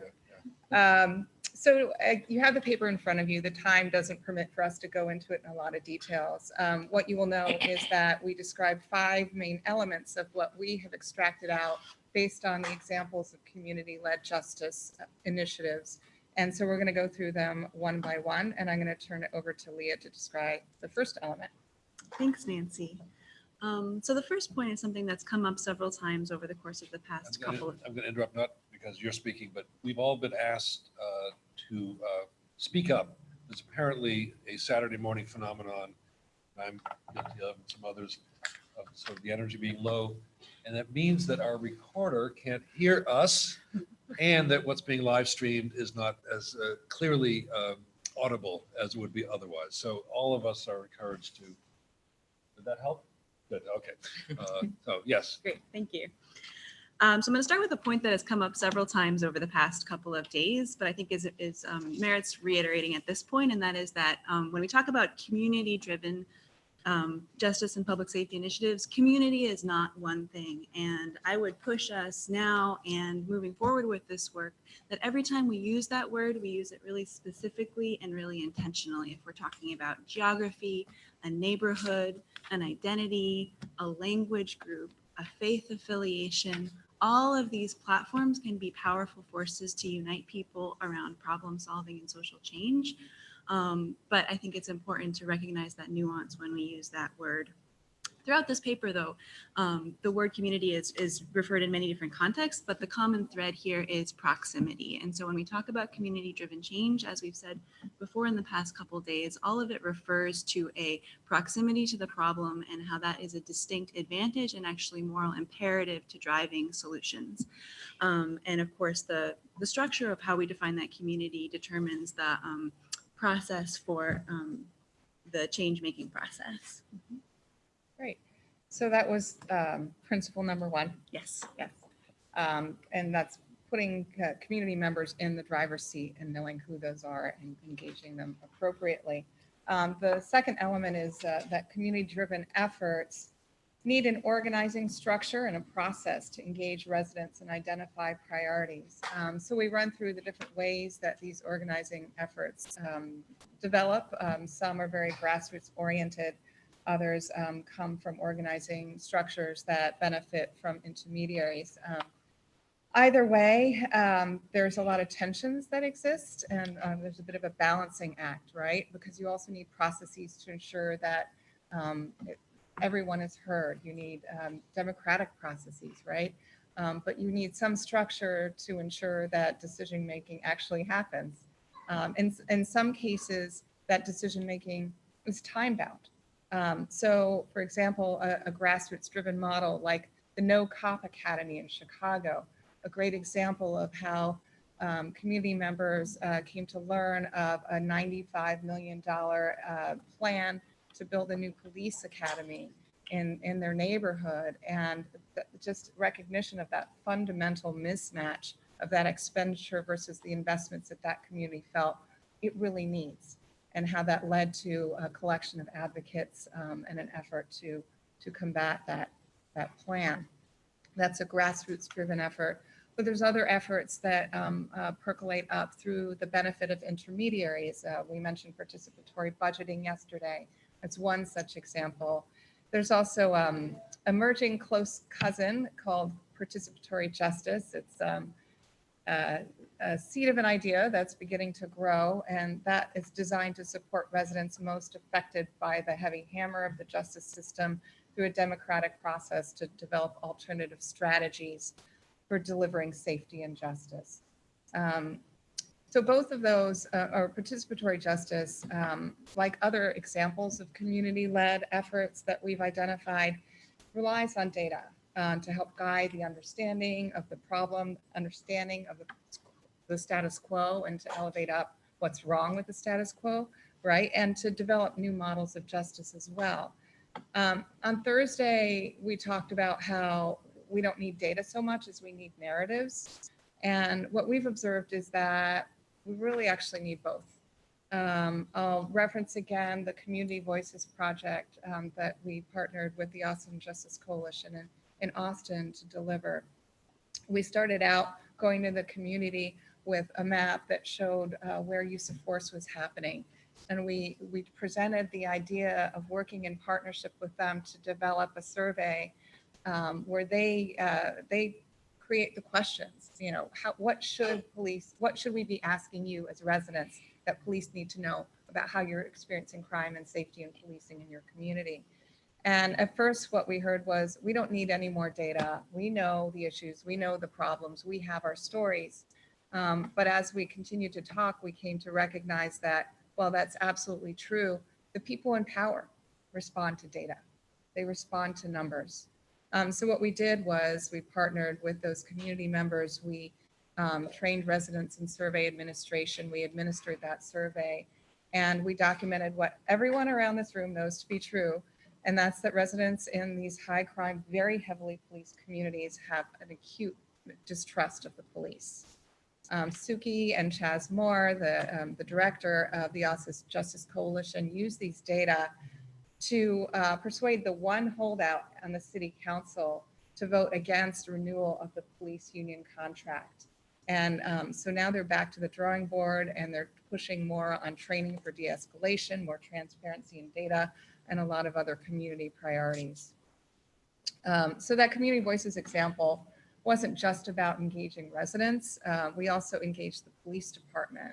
So I want to turn it back to Leah to talk about the importance of that type of stakeholder engagement. Thanks, Nancy. So the fourth principle that we talk about in this paper is really the who and on what terms of engagement. And we start by pointing out that this engagement doesn't necessarily have to happen with people immediately outside the directly impacted kind of nucleus of community members. And we highlight the example of Reverend Jeffrey Brown from the Boston 10-Point Coalition. Many of you may have seen his very well-known TED Talk that he gave And actually, like I believe Pastor Mike mentioned the other day, he was drawn to this work as a local faith leader who was really compelled to address the violence because he had buried so many of the young people in his own community. But the way he started with that was by realizing that there was a lot that he didn't know about the people who were most impacted by gun violence. And so what he did was, with his fellow faith leader colleagues, started doing these night walks to really engage people who are out at night, who are most at risk of both perpetuating and being the victims of this violence, to understand their expertise and their understanding of the problem before he turned to solutions. Now, that's one example of engagement within a community, but of course, many of these examples that we've talked about and that we talk about in the paper really do involve engaging the players who have traditionally led public safety initiatives and who are traditional justice system players. So one of the examples that I think is really important to uplift is the story of Colorado's experience with developing a model really driven by the advocacy community of implementing a program that shares Department of Corrections dollars through an intermediary with local reentry service providers that are led by folks with direct experience in the system, that accomplishes the dual purpose of establishing the expertise of these people who know that experience, who can speak to it, and who can best support their colleagues, and also really support the local infrastructure and support grassroots leadership in Colorado communities.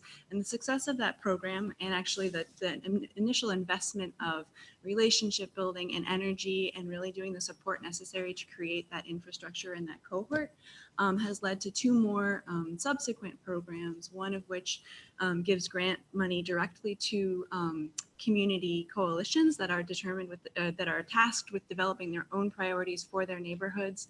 And then there's an RFP that's based off of those. And then a second one that is designed to provide services to victims of violence, and particularly young men and people of color in those communities. And so that is just has been a snowball effect of building off initial successes that are really founded in putting the time in to really engage with folks who have traditionally been in the system and try to shift the narrative and also the resources attached to that.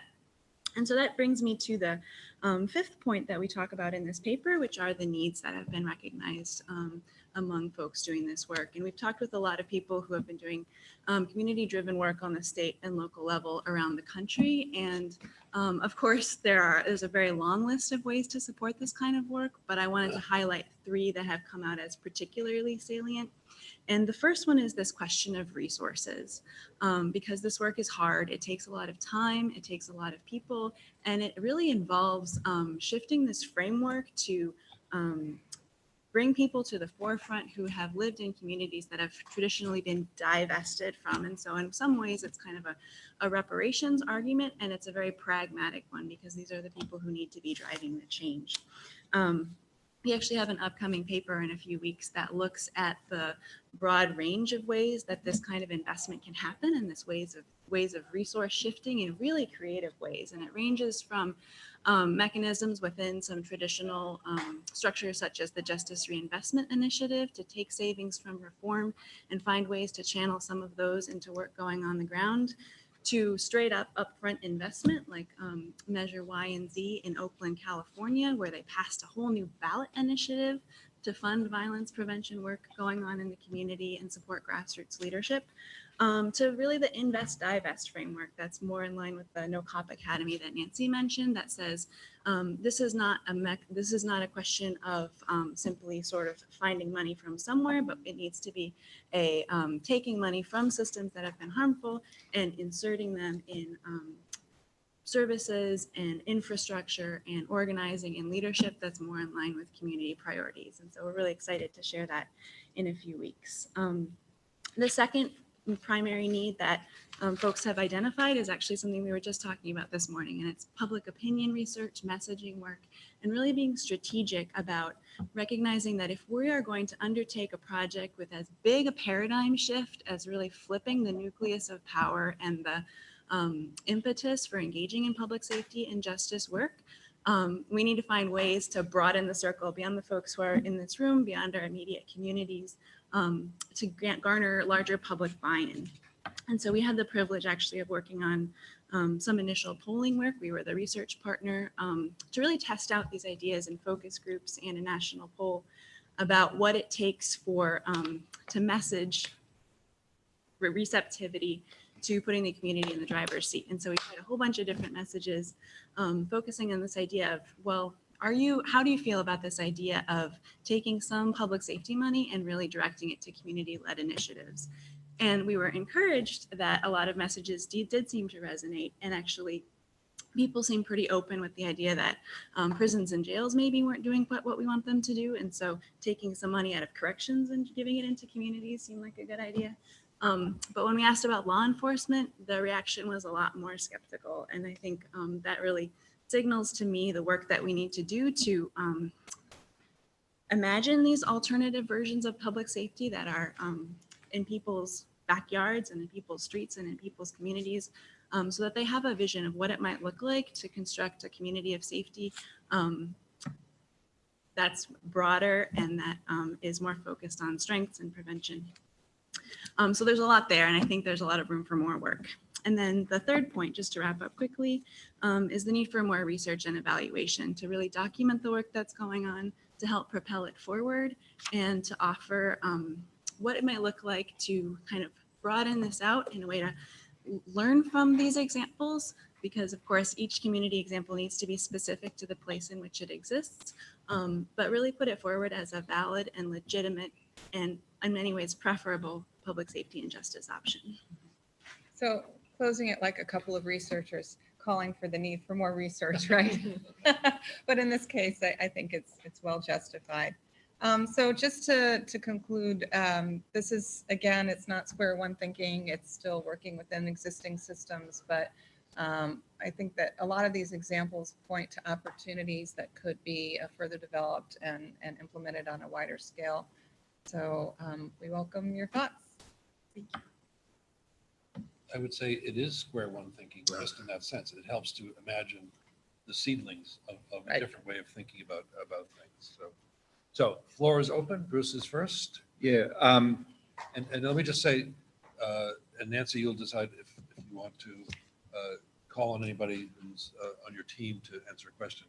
Feel free to do that. And when we do observers, which we'll do soon, anybody who wants to comment on another discussion can do that as well. So. Yeah, I really appreciated this paper, and we sort of went to you to ask you to, share with us the expertise you're acquiring in this field. And I sort of want to push you on a few things and get your read on a few things. So there's a ton of reform activity going on at the moment, and it seems to me most of it is not community focused, and it's very system focused. And I think about what's dominating those reform conversations on the ground, and I think our conversation, we need to figure this out a bit too. So a lot of focus on the front end of the system, how risk assessment can be used, how electronic monitoring might be used, proliferating different kinds of problem-solving courts, expanding the police function to different kinds of social provision and so on. Is there behind here an argument that that's great, that system-focused stuff, but that attention is misplaced, and we really need to be focusing on community actors and organizations as a more important site of justice reform? Is that kind of the underlying argument that's still Absolutely the argument. So I want to hear that argument. Why that and not risk assessment, electronic monitoring, and that? So that's one question. The second is, what is the community here? And when we say, and I'll pick a safe example that I think makes a point. vividly. In Indigenous communities in Australia, one of the really, really big problems, particularly in remote areas, that those communities can be struggling with is family violence. And violence against women and children is a big problem in those communities. The local, and there is a great demand for more autonomy and self-determination in those communities. But the local power structure of those communities is completely male-dominated. And that's a very difficult, creates very difficult challenges for empowering the community. And there's a risk of simply reproducing the local power structure in enhancing community power, in which there are clear winners and losers and patterns of oppression and exploitation. So how do we deal with that? And then the third thing, and I'm really glad you engaged it, is like the whole politics of JRI, you know, and That stands for Justice Reinvestment Initiative. It's a nationally funded, well, public-private partner effort to promote state-level criminal justice reform, just for those who don't know the acronym. And when you talk to the leaders of that effort at CSG and Pew, they say, yeah, we did get some justice reforms that were able to shrink the system. We could do a little bit with sentencing. We could do a little bit with community corrections and revocations and so on. The really difficult thing politically, which I'm not sure they ever adequately solved, was converting savings on correctional budgets, for example, into investments into communities. And that was just a very hard political trick to solve at the state level. And I'm not sure publics actually were too important to that political process. In the nuts and bolts of wrangling changes in budget priorities, there were so many vested interests around those dollars that was the hardest thing for them to do as a political matter, diverting criminal justice dollars into social investments into communities. And because of all the economic interest. There are at least 3 questions there. And I'm going to just, they were more than clarifying questions. I want to just hold. They were not clarifying questions. So, and Nancy, we'll get some other ones that we'll ask you and your team to respond to. I'd like other reactions to, Bobby Brown's got his hand up, to the framing of the community-led reform initiatives. I mean, this is a thing in our world. Is for the community to be, you know, out front in a leadership position, not always waiting to be invited. I mean, that's at least the language of the day. And you know, Nancy and her colleagues have, and I'll say Leah and her colleagues have presented a framework. And I just want people to sort of engage this idea as to what it means and what's the potential of it. And we had this little back and forth about, is this a square one idea, or is this seedlings, or is this, and you know, Vivian at the outset this morning said, we know where we're comfortable. Is this another example of where we're comfortable, or is this actual, does this feel like, you know, pretty fundamental rethinking, or the beginnings of a fundamental rethinking? So that's where I want us to go. We can have some of Bruce's questions answered in a second. I knew if I waited long enough, I could get Ron Davis and raise his hand. So, but let's start with Bobby Brown. Just what's the potential risk downside of this way of thinking about getting to square one? I'm not sure if my thought speaks exactly to that. That's okay. I was intrigued when you talked about data and the different consumers of data that community members, individuals particularly affected by these issues have narratives to share, but those in power use numbers. Are you suggesting that people like us need to find a way to make sure that regardless of the form of data, whether it's, we're talking about hard numbers, surveys and such, or what people would call narratives being qualitative information, that we need to find ways to make sure that it's understood by multiple stakeholders? I got the sense that's what you were. So we'll call it a clarifying question. So what are your thoughts on that question? Oh, so I can answer that? Yep. I think it's a little complicated because I think we have a few messages in there. One is that you need a variety of types of data, right? You need the narrative, the lived experience, but you also need some of the hard numbers. But another one that's not, it's kind of implied in the paper, is that not all data are created equal. And I could have done a whole paper on that, right? When you're looking at the source of the data, I'm thinking about, I think we had a conversation about, or maybe it was you, maybe it was all of us, about predictive policing. And it's basically perpetuating police going to the same places they were always going to, rather than where the community might define crime problems. Similarly, surveys of residents on their views of the police tend to be what we call police satisfaction surveys that are administered by mail or online or opt-in by your email, and woefully underrepresent the residents who are in the highest crime, most heavily policed communities. So thinking about more authentic ways to represent their views and experiences.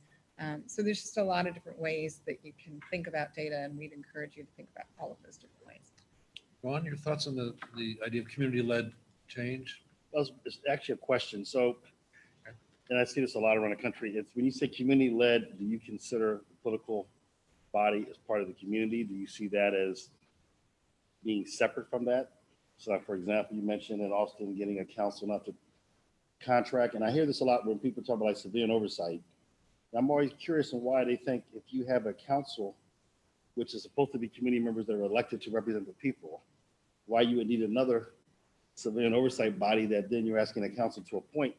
It's almost like secondary. I mean, in other words, what role does the elected leadership play in driving the community? Are they to stand by and wait for the community to give them recommendations?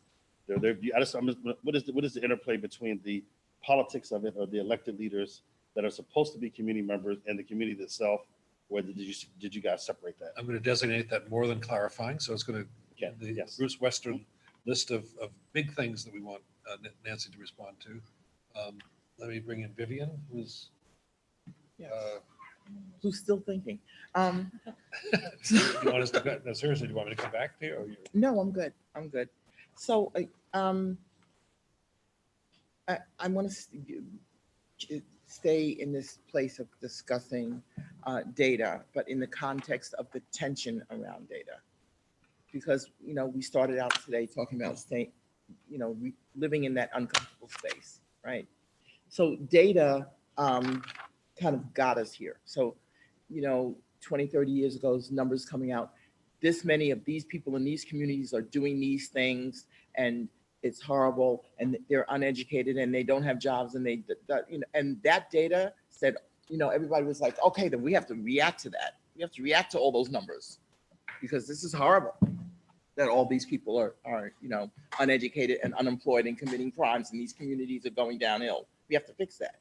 And we still hear it. 30 years later, the president of the United States, from his bully pulpit, says, your communities are a mess. We're going to come in and fix them, right? Because all the data shows they're a mess. So I want us to have a conversation about data that honors in a qualitative way, but also honors this idea that we're going to live in this space of tension. And even though power structures and people in power respond to data, rather than forcing the community in these excellent 5, prongs of response to adjust themselves to respond to the power, have the power adjust themselves to respond to the community. I'm done. And you got applause. That's the first time that's happened, except for Susan's collective applause. So The we, kids taught me. yeah, I know. I noticed. So we have a couple themes at work here, and then let's see if we can name them. One is question of how put it this way, how is the community story told by whom, using what methodology, for what purpose, and what is the counter narrative to that story, which is sort of the way we're talking about. It's really not a data question. It's that's a methodology for telling stories, for describing something, and who controls it, for what purpose, and what's the directionality of it. And what Vivian is suggesting is that a community-led initiative should also control the data, should also control the narrative, should also control the demand, right? And I think the question for us is that a way that in these vignettes that the Urban Institute team have described, is that a way that we're seeing the beginning of a power shift, or is it a first, and maybe it's a first step in that direction, or is what you're seeing on the ground something that looks like, tinkering, right? So I'm just on this question of, if it's a square one conversation, do we have a methodology that you're seeing emerging more closely aligned with what Vivian and Bobby are describing, that would be something quite powerful, that could contain lots of different issues and could be a way of advancing? The sun is shining. That's I don't know what just happened. That'll be a mystery to people on live stream as what just happened. So do you see a methodology emerging that has all of the elements that we're talking about here, that voice through different data, narrative, and activism, that could lay a demand at the doorstep of those in power, that would actually open the way towards what we're talking about as square one? So I'll put it back on Leah and Nancy's end of the table here, but I think that's what we've just framed up, is what does that look like? Susan started us off by really describing a methodology for,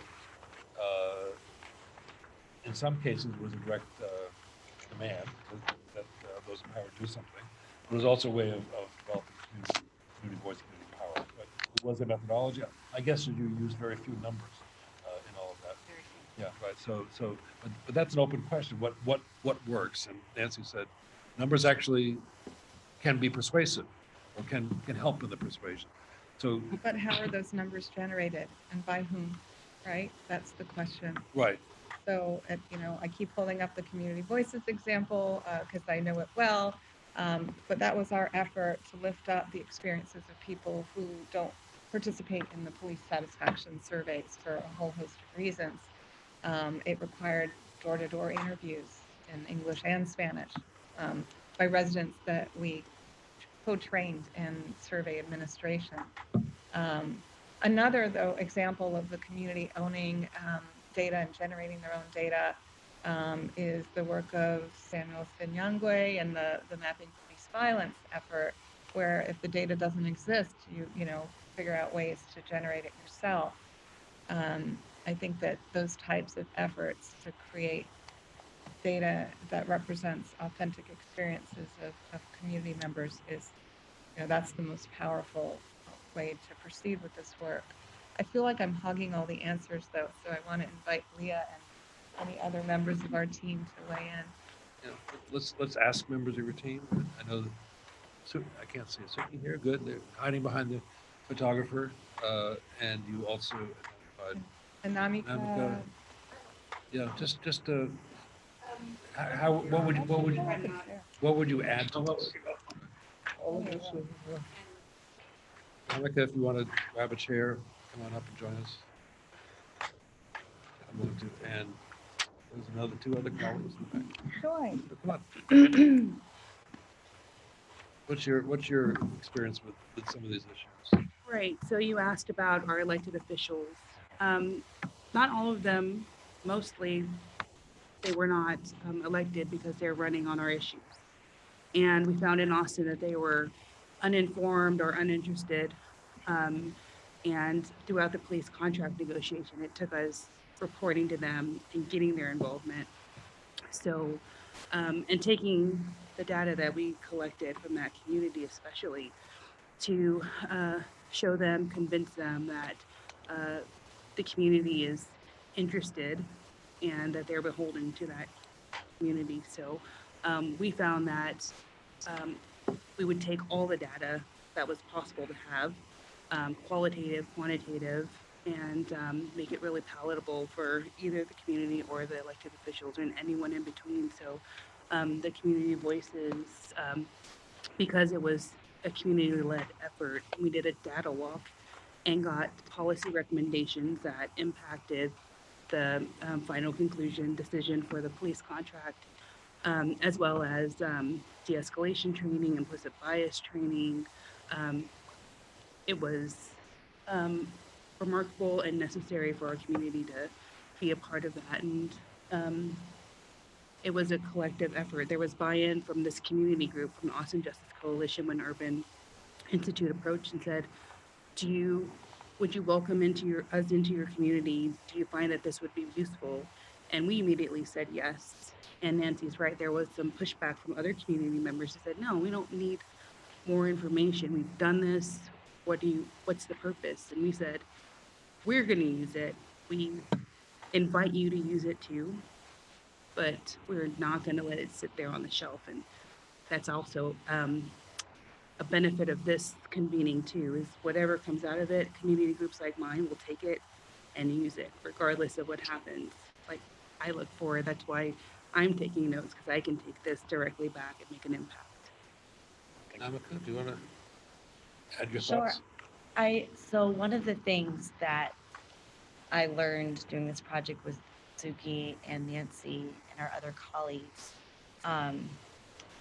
is that because we use that community-based participatory approach, which involved recruiting members from the community who we had identified using police data that experienced intensive policing. And so AJC was this intermediary for that. And so there were a number of times which we were in Austin and meeting people from these neighborhoods to devise the survey instrument. And we then went right back into those communities and interviewed about, almost 100 people. And then we asked them to come back and provide their feedback on that data and interpret it and kind of build a shared analysis about what do these numbers mean to you. And I remember feeling really frustrated at this stage in the process because this recruitment process of people from the community and bringing them at a number of stages in the process was difficult to do. And we had a lot of the right stakeholders in place to do it, but it was really, really challenging. And so I felt like it was challenging to bring people out to devise the instrument and to share their input on the data once it was collected. So after the reports and the figures were made. And those were two challenging parts of the project. Folks came out, we did develop a shared analysis. It did happen, but it was difficult and it wasn't as many folks that I had wanted. And then I sat there debriefing with Fuki and Chaz and the field interviewing team, and we talked a lot about this. And one of the interviewers told me, he said, part of this process, and I was out knocking on doors too, and I'm not from Austin. He's like, part of this process that was really humanizing was just that people had a chance to speak to questions that they cared about. Like literally the process of interviewing people and their perceptions of police was important. It gave voice, it was empowering. And here I am with like my researcher hat, my community-based participatory research hat, and I'm like, no, like this process has to happen in this way, and the readout of its success is the number of people coming to the table. And if we didn't have all those different types of stakeholders at the table, I would never have learned that even the the data collection process can be a very humanizing experience. And there are many reasons for why people weren't necessarily coming out to these forums with police officers to share their analyses on what questions should be part of that instrument and their analyses on, you know, what that data meant. There are reasons why people weren't coming out to that this person, with all of my own background, I didn't understand. And I think that it takes a lot of engagement and relationship building and going back to really build that level of trust that then gets the engagement that you want and doesn't just happen the first time. So. In part because I know, come to a second,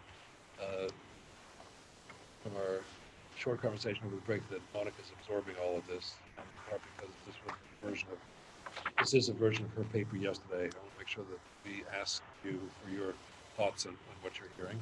But first, Marlon got in, so you have a little more time to think about that. I'm trying to integrate, you know, our multiple conversations over a couple of days, use this as a focal point to make sure that we are benefiting from this work in terms of our larger conversation. Marlon. Yeah, this is more of a clarifying question. Which segment of the police did you speak with? So was it the officers? Was it the captains, administrators? That plays a big role in what sort of communication you get. Right. So the police chief, Art Acevedo at the time, is the person who okayed the work, the collaboration between APD and the community group. He's the person who recommended Awesome Justice Coalition because of our work together previously. And he handed it off when he left for Houston to Brian Manley, who also endorsed it.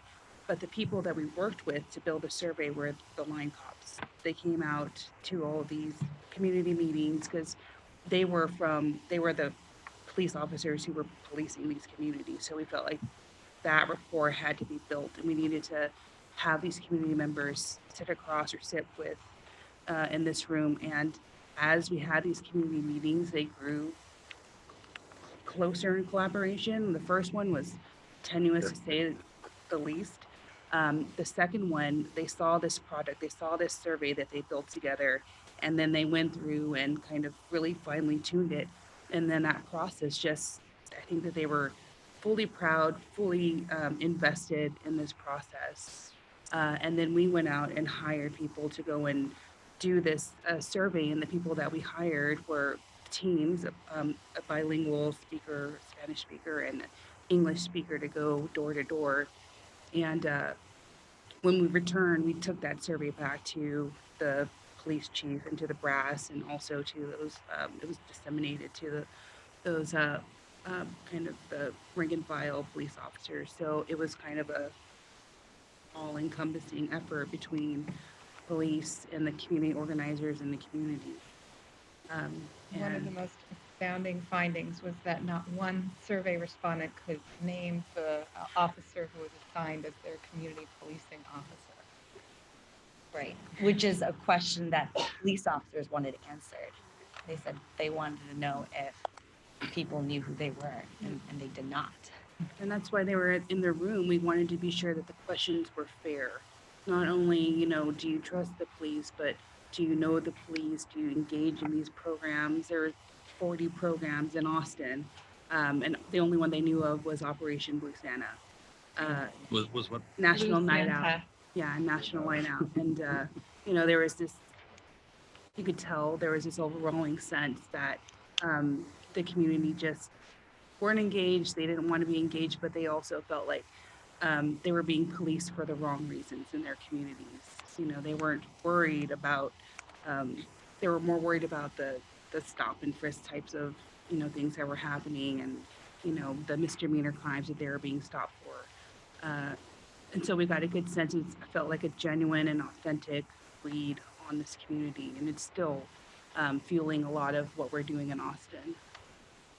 So I want to look at this case study from outside in and frame it in a context that we've been developing, which is what does community engagement look like, and what's the community engagement that might have sort of square one purposes, and what does this say to us about that bigger question? So I want to make sure that that we get Monica's view on this, and I'm hoping that Michael Finley will also just reflect on what you've heard. I mean, you've done your version of this work. And then we'll talk a little bit with our people who have held governmental positions, like Ron and Elizabeth in particular. So does this make, is this going to move those in power, right? What's going to change the dynamics? That's the big question here about what might change the dynamics. So Monica, what's your reflection on what you're hearing? Yeah, I mean, so what stands out to me about the examples in the paper, and particularly the case study we heard about in more detail, are two things. So one is there's a question about how communities are engaged. That's really important. So the process of doing research, you talked a lot about doing participatory research, and that structure is really important because because the process itself is important for developing political energy in order to speak to people in power, right? So one of the things that made this project possible was having the Austin Justice Coalition. Is That's right. like having an Austin Justice Coalition, but a lot of places don't have organizations like that. And one of the reasons they don't exist is that people just don't feel a sense of control. I mean, the thing is, and there are lots of organizations that do exist that don't have resources and no one pays attention to them, of course. And so I like the idea of thinking about research as an opportunity to engage in organization, which we oftentimes in research circles don't think through in a full way. So that side to me is particularly important. And there's also the what are the metrics, and so there's a how and the what, like the substance part. One thing that, like, I've done a lot of community interviews in my time, and I completely have experienced is asking someone to talk about their experiences is really, like, I came into it worried about exploitation, but I actually think the empowering work that qualitative research can do is really important. And but the substance of the interviews in terms of what people are concerned about is often not reflected in the surveys. So the kind of the types of things that people measure in surveys about police satisfaction. So one thing I thought is particularly important is to not just have narratives, but then also make sure that those narratives feed into the metrics that are used in surveys. Because if you have people who are in power, so to speak, who only respond to numbers, having hard metrics, so to speak, that incorporate what people are actually concerned about is critical. And so not having that just that top-down model of collecting quantitative research, so I really appreciate that. Sort of what numbers designed by whom, right, and reflecting what experiences. not just exactly, numbers and by developing themselves. processes for that, not just like Yeah, speaking it, but we had an interesting conversation without disclosing details at the first meeting of the executive session about the power of participatory research. yeah. And I'd say that maybe you agree or not, that it's more developed, better developed, more sophisticated in the public health arena than in certainly criminal justice. But what is being described here by the Urban Institute team, I think, is really the cutting edge of an important evolution in our discipline. Michael, what are you hearing? And how would you comment on these case studies?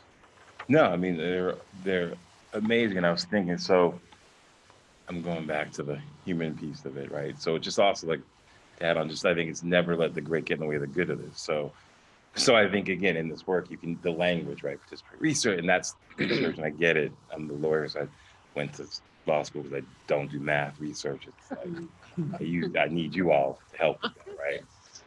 And so place where we work is just to also simplify it, right? Because what you're saying, we talk to people. And I don't mean to be that, I don't mean that in a patient way. Patient has way. It's like we talk and we don't do that. So part of this for us is at every point we try to figure out how do we get input from folks who live in communities who are impacted on any piece what we're trying to do, and it's not always perfect, it's a struggle. And to understand that folks who often work in systems who are people who don't usually live in these neighborhoods are actually often just afraid, right? And so we get the question of like, well, we invited them and they didn't come they didn't come. And we're like, who is the they? Those, and we sent a letter to the pastor. And we thought he'd make them all come in. So it's just trying to get, sometimes just simplifying the like, yeah, it's uncomfortable. Like literally having, go meet them in the city. We joke like MLK Drive, like wherever MLK Drive is. Right. Go meet somewhere, break bread, right? Oh, we don't like to go. And this is great. And I think for me, as I'm thinking about the reimagining, the scaling up, is to tell these stories. Because I don't think people in the field, we just don't know all these stories and how to take the research and the high piece and simplify it so we all have a language. Because what you're saying is we went and talked to people and they told us their story and they felt bad. So I think that's just And critical. if I can make a point, we recognize that when you invite people to come, you're getting a certain kind of person, even if they reside in the community. And it's not to say that their views aren't valid, but they tend to be a certain type of view. So it's, for example, we recognize that some of the older members of the community might respond favorably to a statement about whether they need more police, right? And yet the younger residents who don't often show up to the community meetings are not represented unless you go to them. I'm going to turn to Jared in a second, but here's a plug. Bruce's book, which I've plugged on many places. And if you want a wonderful discussion of the limits of our current methodologies for describing and capturing there's a book on reentry, so it's capturing the experience of people coming out of prison. Read chapter 2, and your response rate, just put it in a simple metric, because you went to people and talked to them in the Dunkin' Donuts, and was 80%? 94%. 94%, unheard of. And the people who are missed in other surveys that don't do what his team did, those people who are missed are the ones arguably of greatest interest, right? So just like you were saying about the young people, Nancy, talk to the police, and you get people who are not representing that experience. The data then become, if that's the data upon which policy is based, totally misleading. So chapter 2, you'll sell 2 more books because of that, and I get my cut. Jared, what do you want to add to this? This conversation really excites me. I love community organizing. That's kind of where my heart is. And in working in the community, I realized that this is really square one thinking.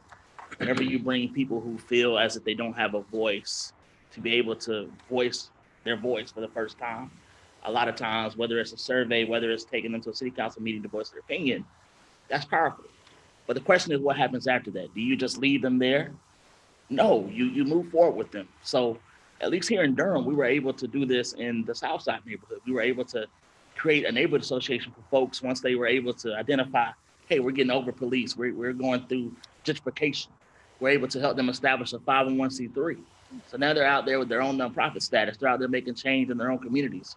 We're giving them, helping to build capacity, for these neighborhoods. So that's truly square one thinking.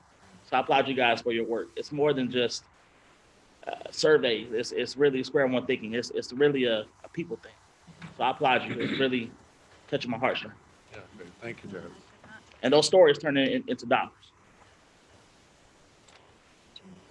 May I add to that, Jeremy? Sorry? May I add to that? May you answer that? May I add to that? You may add to that. I just want to mention Vivian. Just real quickly, I appreciate that as a community person. My other full-time job is at the Austin Justice Coalition, and the Community Voices Project was so intentional, always front-loading community voices. At that first meeting with the community and police, it felt like they thought it was an opportunity to air grievances right to the people who police their areas. And so they would have a rant for 5 minutes, and then Anamika and I, through active listening, would say, I hear 5 questions. Do the police live here? Do they know what our issues are here?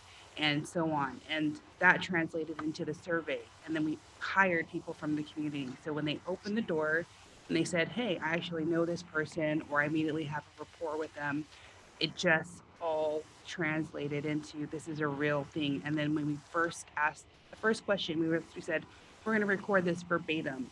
What do you think the priorities of police should be in this community?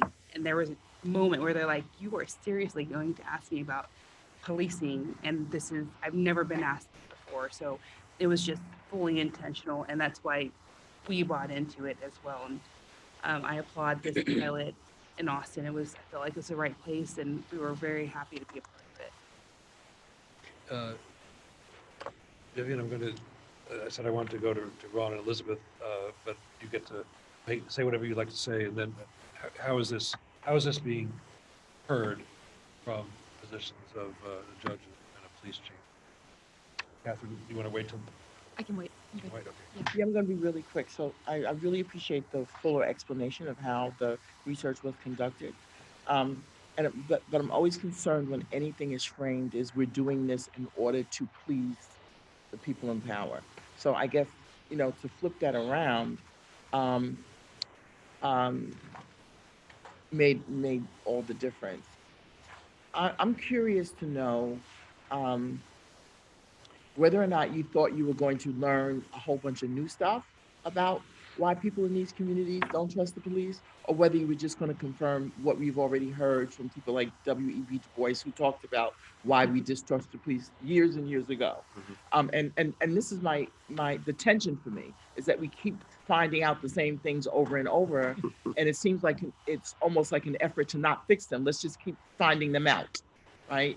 And so it's just, it seems like we get stuck in that cycle. Right. I fully intended to. Yeah, okay. Marlon needs to get in. I want you to sort of stack up some questions here, which is fine. So we'll stack up Vivian's. Marlon? Only use it one time. Yeah, that's it. No, I want to underscore Vivian.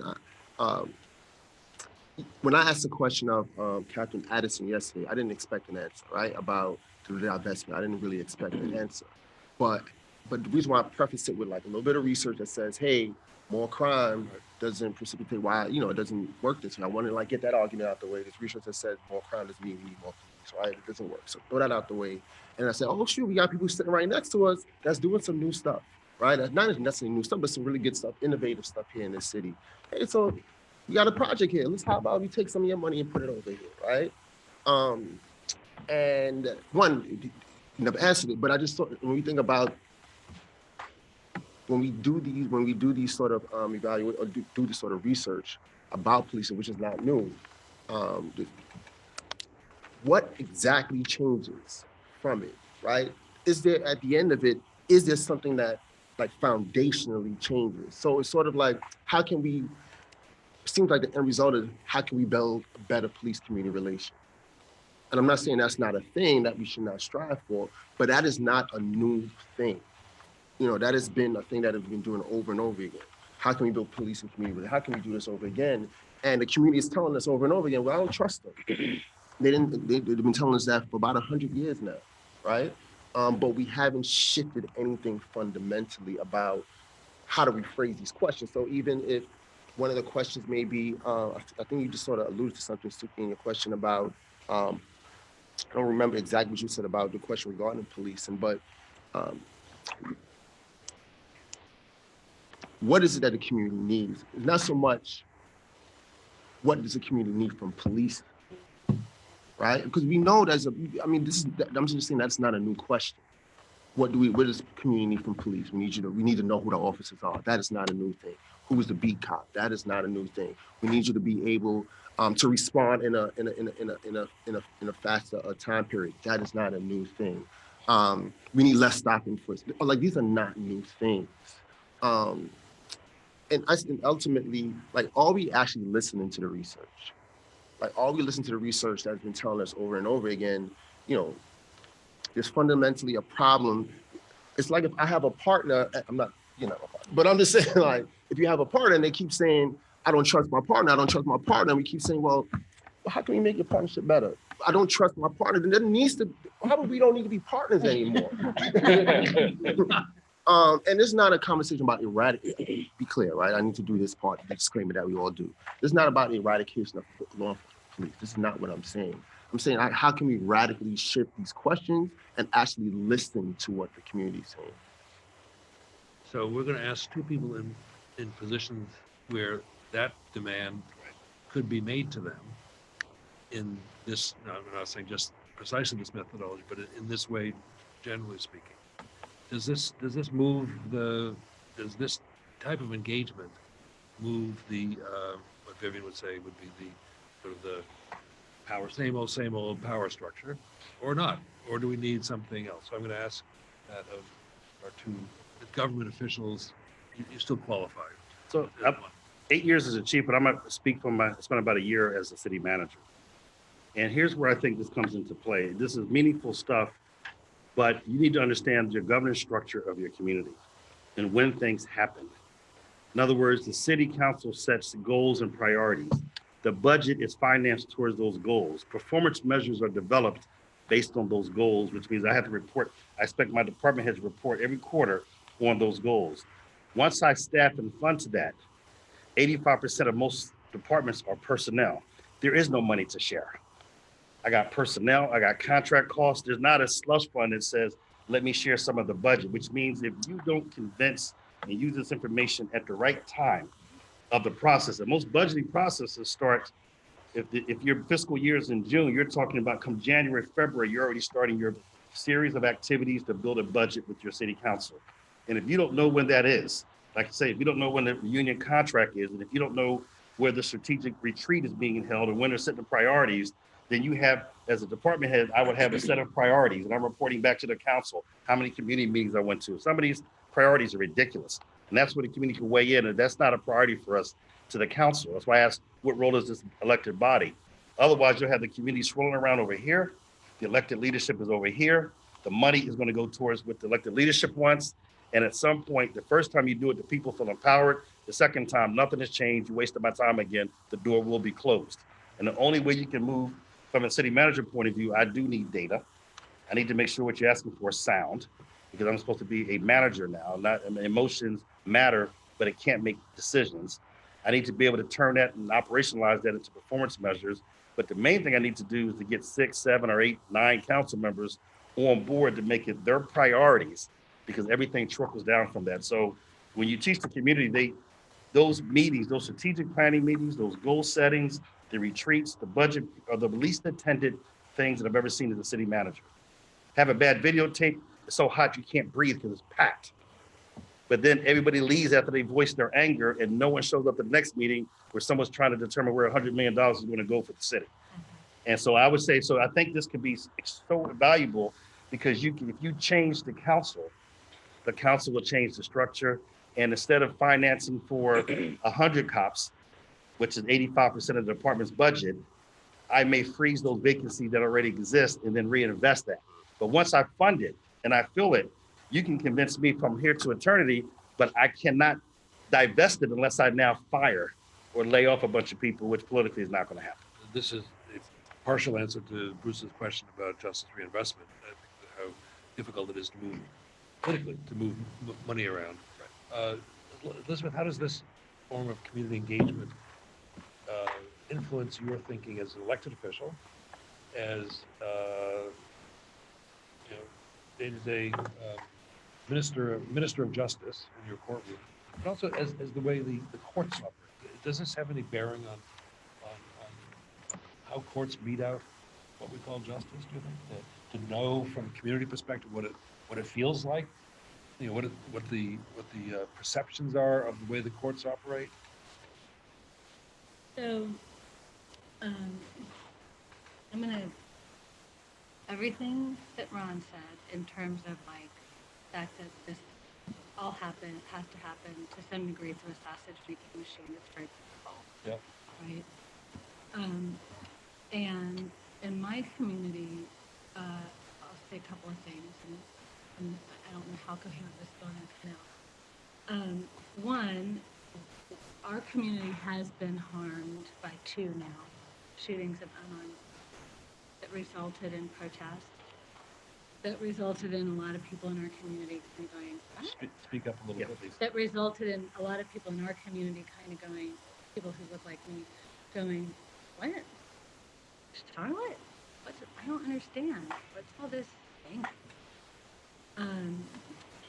And so in response to that, our police department had some community engagement, which were more like forums, right?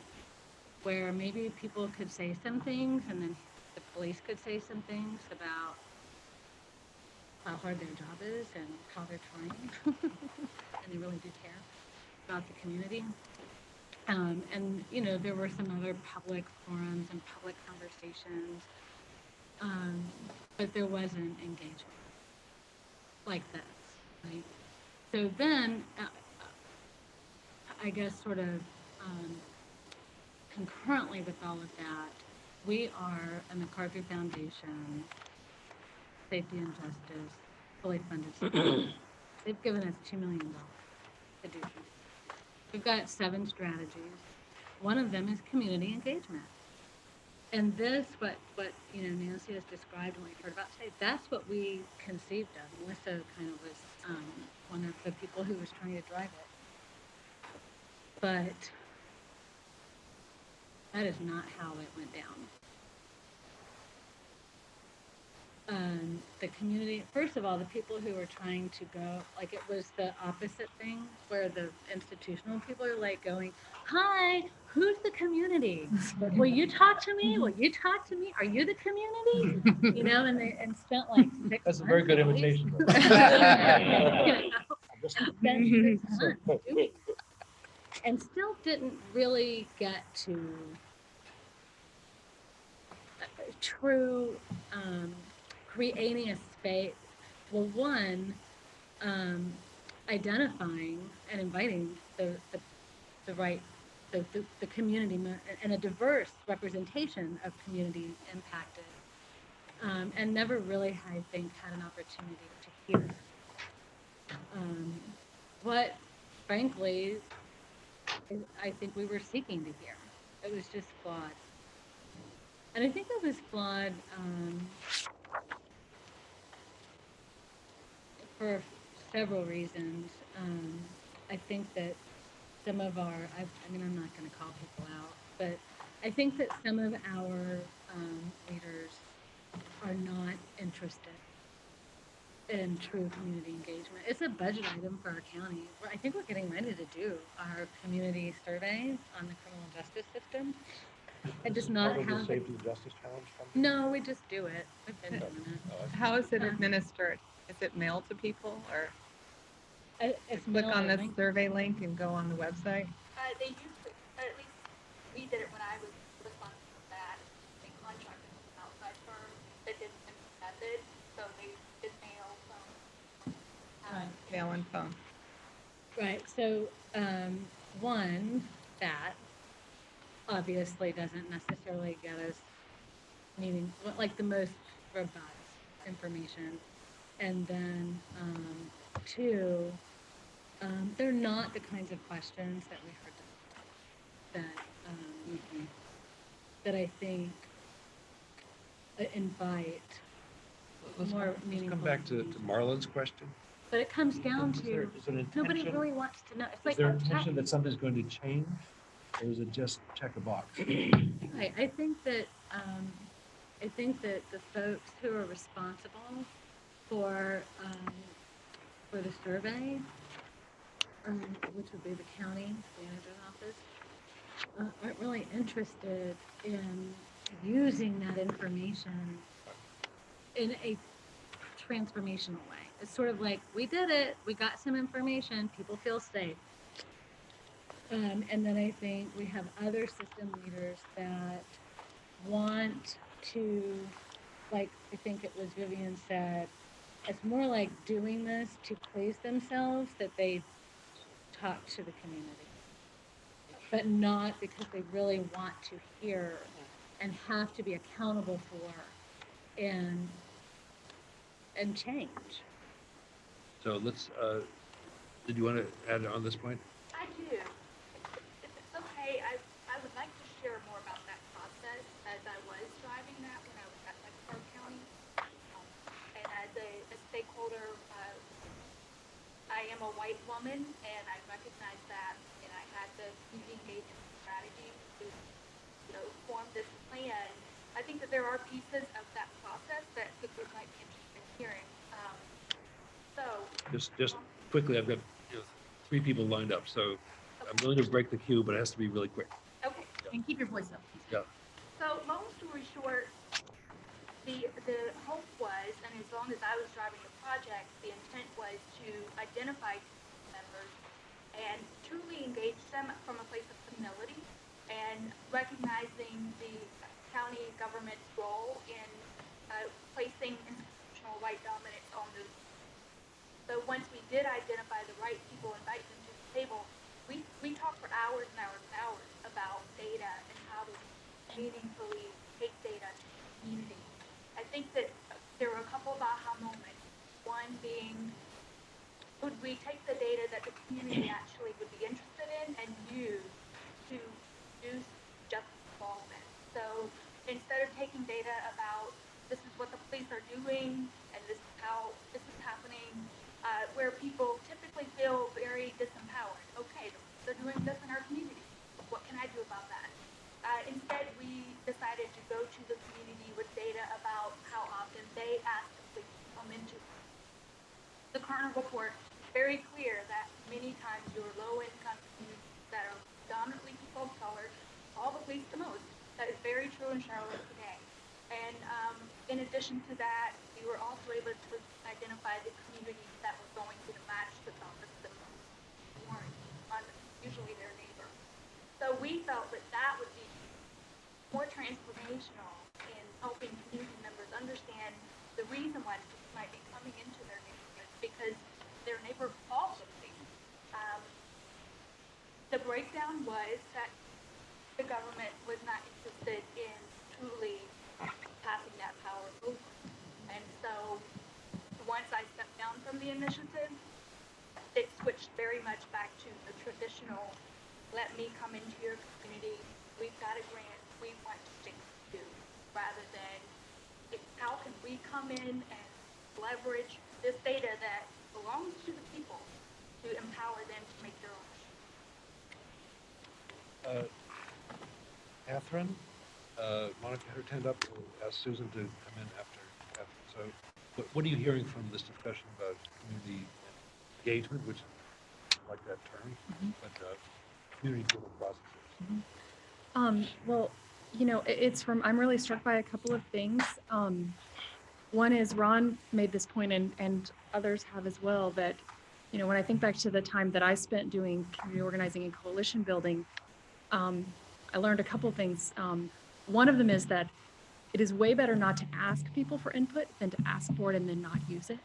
And that if you set up a situation where you are seeking input and guidance, and then you either because the timing is wrong in the process or because you never intended to anyway or whatever the case, it's much worse to have asked and not been clear about what impact that was going to have and then followed through on that clearly than to so that's one thing that I'm just hearing as an important part of this. The other thing is that I'm struck by the questions and the thinking about, we've enough with the research. Like we know what the problems are, we know what some of the answers are, this, which I think is really resonant. But then I'm also hearing from you all and even from some of what you guys are talking about, that there's some real incredible value in the process, and that not skipping steps in terms of community engagement, versions of what you did, Susan, and do on such a deep level happened on a different level, but an important one when police and community members were coming together with skilled active listening at play to come up with some of those questions. And so, it makes me think about, is there a way in which we are kind of mismatching the goals with the work? And that, if we were identifying clearly, the goal is not to find the answers to what do communities want and not want, but the goal is to, engage the community in the problem solving. I mean, you would think about the different ways that you could articulate that, but that could be really important. And that's part of that, even if other people already know what it is that I need, it matters to me to be able to say it myself. And so that's a component of this as well, that I think could be really useful, and that it sounds like was a part of some of this work. So, you know, as we think about how it was thinking about community engagement, that seems to all come. This is, not to make it sound really boring, but it's an interesting discussion about methodology.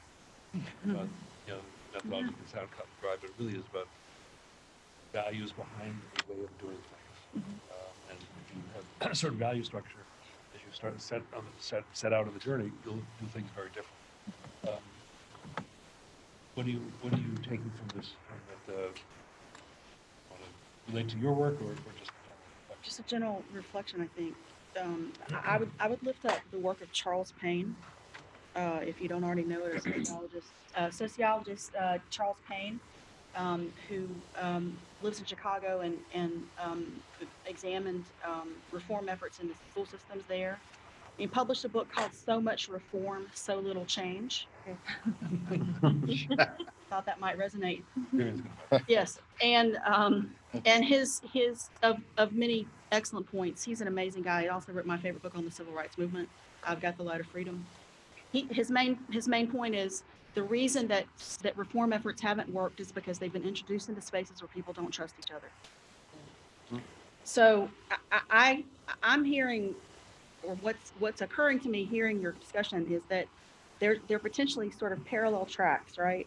There's the idea that Reverend Mike talked about yesterday of the sort of cities on a hill idea, right? That there are researchers who are lifting up ideas that are innovative, that are working, that plant some seeds for some innovative work for the square one kind of thinking, and those need to be assembled in a sort of a campaign-like approach that has multiple kinds of communication pieces that go to multiple kinds of outlets and that are supported and promoted by a variety of credible partners, so that it is mass communication. But parallel to that, there needs to be the kind of gathering and trust building work that Vivian is talking about over time, so that there are partners ready to receive the work when the communication pieces go out, so that they can start beginning to implement. And where research can come in is in searching for working with community leaders to find the solutions, because we really do know a lot of what the problems are. our roadmap is on this little card. Getting to know Susan, and I sit next to her, it's all there. Just a thought. A thought. That was brilliant. Monica and Michael. I'm good. You're good? Okay. And then we want to come back to Nancy. And if you haven't yet taken on some of Bruce's questions, it's time to do it. I'm going to reframe Bruce's question about just reinvestment as, you know, what examples do we have of true and a resource question? Is money actually shifting to community? But it's really a version of what Ron Davis described as how hard it is to not just move budgets, but move power structures, right? So I think that's where we want to end up. And if Leah's ready to sort of give her thoughts on this, I'd love to have you be one of our closing reflectors on what you talked to us yesterday about power. So that's what we're talking about. So, is that okay? Monica? Mike's okay, right? Bruce, if you want to reframe any of your questions back to Nancy for her final observations, we'll do that. And then Leah, and then we'll switch gears into the end of our time. Monica? Yeah, my question is really quick. So I suspect that one of the reasons a lot of quote unquote community research, not necessarily this type, but of the array of types, one of the reasons they might also fail is this notion of community leaders. It's like who are, like identifying who community leaders are. There are oftentimes cottage industries of just frankly problematic people who hold themselves out as community leaders. So one thing to think about as we envision research or whatever we want to call it, we could also call it sort of developing new narratives, is puncturing that and being really intentional about that aspect of the process, which is a really difficult thing for outsiders researcher people to come in and do. Bruce, before we turn back to Nancy and then to Leah, do you have any reframing of your questions to Nancy that I held off on? We held off on getting? I think a lot of my concerns were echoed in different ways and more effectively, I got to say. I still think we should wrestle with this question of, and I think we have an answer to it in this conversation. Why is the community and not the system the focus of the reform effort in this conversation? Because in the larger environment in which the reform conversation is happening, the system is the focus and not the community. And I think we need an answer to that. Nancy, Leah, team, just pointing out that this is a diverse female-led team, and that may have something to do with the results and the methodology. Thank you Just for saying. that. Yeah, I don't know how to answer your question. I almost feel like it's a false dichotomy. It's not an either or. We don't have to choose between reforming whether and how we use risk assessment instruments, and then that versus empowering, engaging community members to elevate their priorities and their experiences, and using that type of evidence to promote change. I don't really understand the tension there. So I reckon the family of solutions that we're talking about would involve risk assessment, electronic monitoring, maybe even problem-solving courts, maybe even expanding police functions beyond narrow law enforcement. I'm not sure they would form any part of the policy alternatives and that might grow out of the square one conversation. I think we're pointing in a different direction to my answer is why focus on the community and not the system. I think we're beginning to take on an understanding of just how deep the level of distrust and disengagement is in those communities with the system, and the implication that we're taking from that understanding is that the way forward, reimagining justice, is about invigorating, empowering the community side. Reimagining justice is about a shift of our focus from the system to the community. Absolutely. I think I'm really glad we have this case study to ground this conversation. I think that's been really valuable, but I'm also worried that it's narrowed it too much, right? Because if you look in our chapter, we present a lot of different ways that community-led initiatives can really flip things upside down around who's in the driver's seat and how priorities are identified and how resources are expended. So I would just invite us all to think big and to look at these other examples, of which there are many. Anyone else want to add final observations? Leah, do you have some thoughts? Yeah, I think, Bruce, you raised this really interesting point that the process of resource shifting can be a really challenging one, because resources are enmeshed in being generated by and supporting the current status quo. And so when we thought about how to really put the question out there, what are some creative approaches to starting to really pull that kind of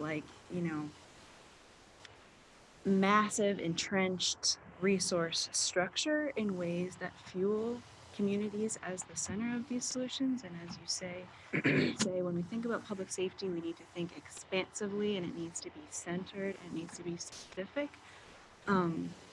we decided to cast our net really broadly. And so I think there are lots of, for the JRI example, there's a lot of really fair criticism of the limitations of that approach. And we look to places like Oregon where the county structure of that empowers folks who are working like Abby at the county level to take some of those resources and think about who's on the ground doing that work and how those resources can be channeled to that capacity. And I would also just point out that this is very much a real-time story, and I'm sorry that Daryl Atkinson isn't here today with his team, because they are just on the cusp of launching an incredible portfolio of work that involves community listening sessions and harnessing their power with looking at the JRI Reinvestment Fund and thinking about how can they pull those resources in ways that match their community partners. Norris Henderson is doing similar work in Louisiana with the JRI Fund there. And so by framing that as just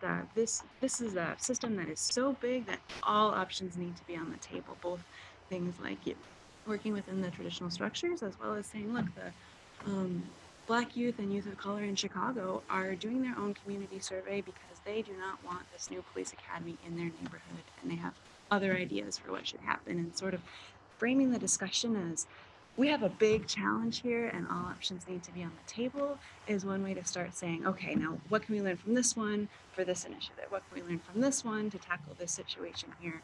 And really start to be creative about reimagining this power structure and matching the resources and treating budgets as moral documents that are aligned. Budgets as moral documents.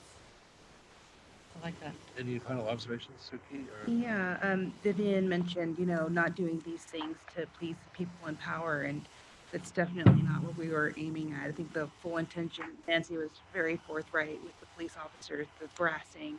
You're probably not going to be pleased with these results. It's not intended for you to be happy about these results. It's going to be kind of in your face. So, the purpose was to empower people who have always felt powerless or been powerless.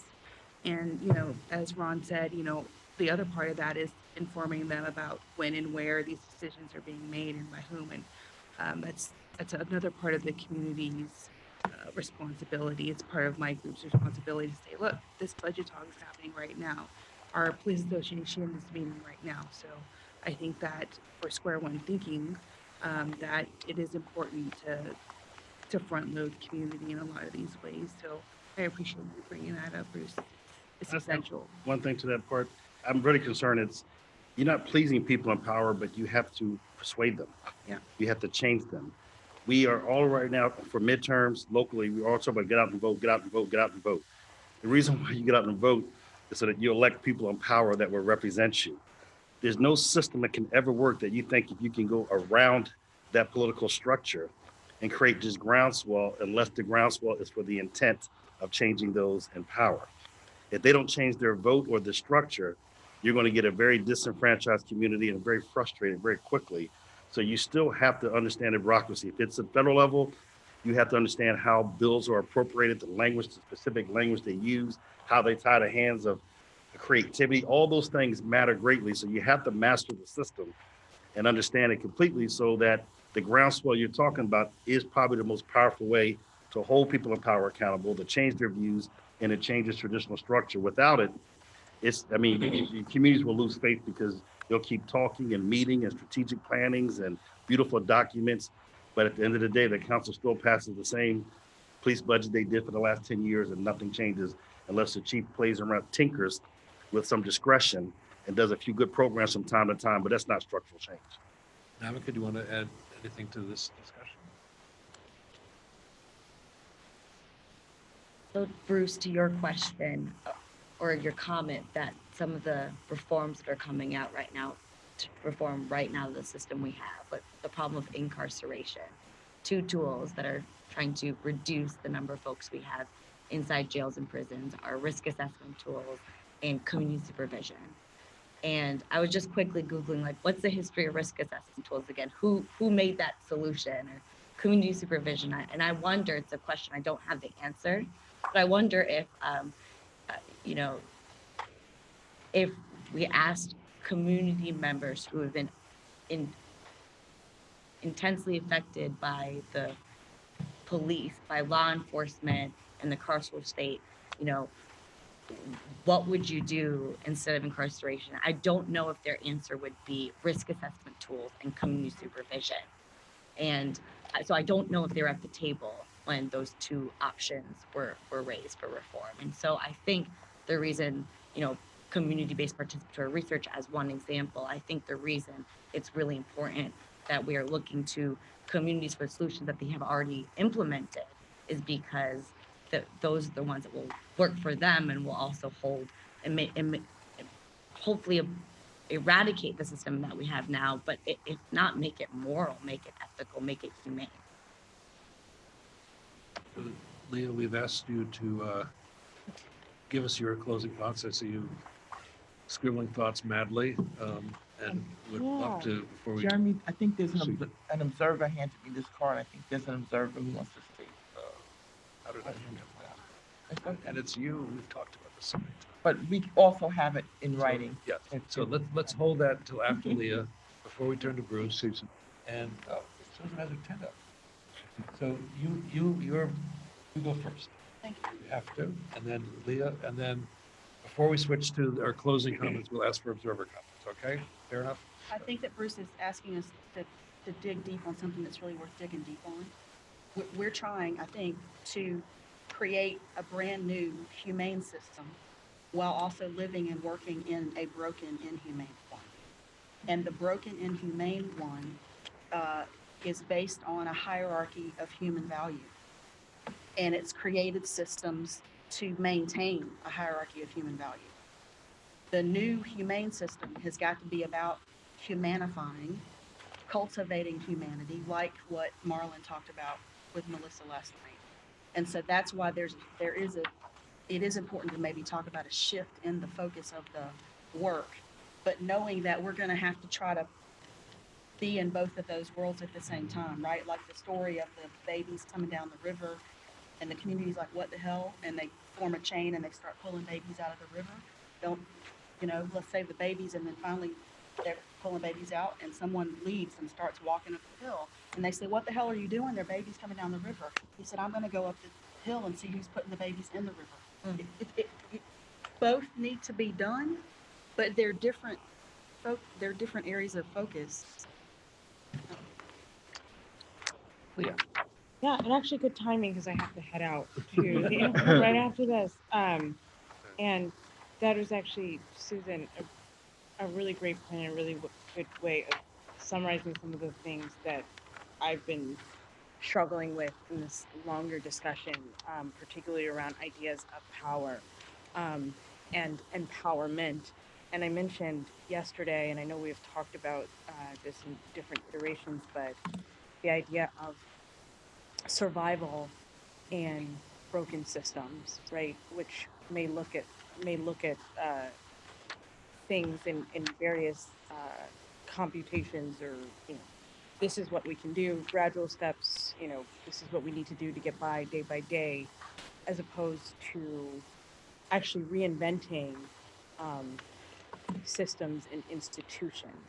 And I think most of what we tend to fall into, even as we say that we're talking about revolutionary ideas or reimagining or reinventing, what have you, actually fall into the survival category. So putting band-aids on systems that are broken, that are not working, that are not functioning.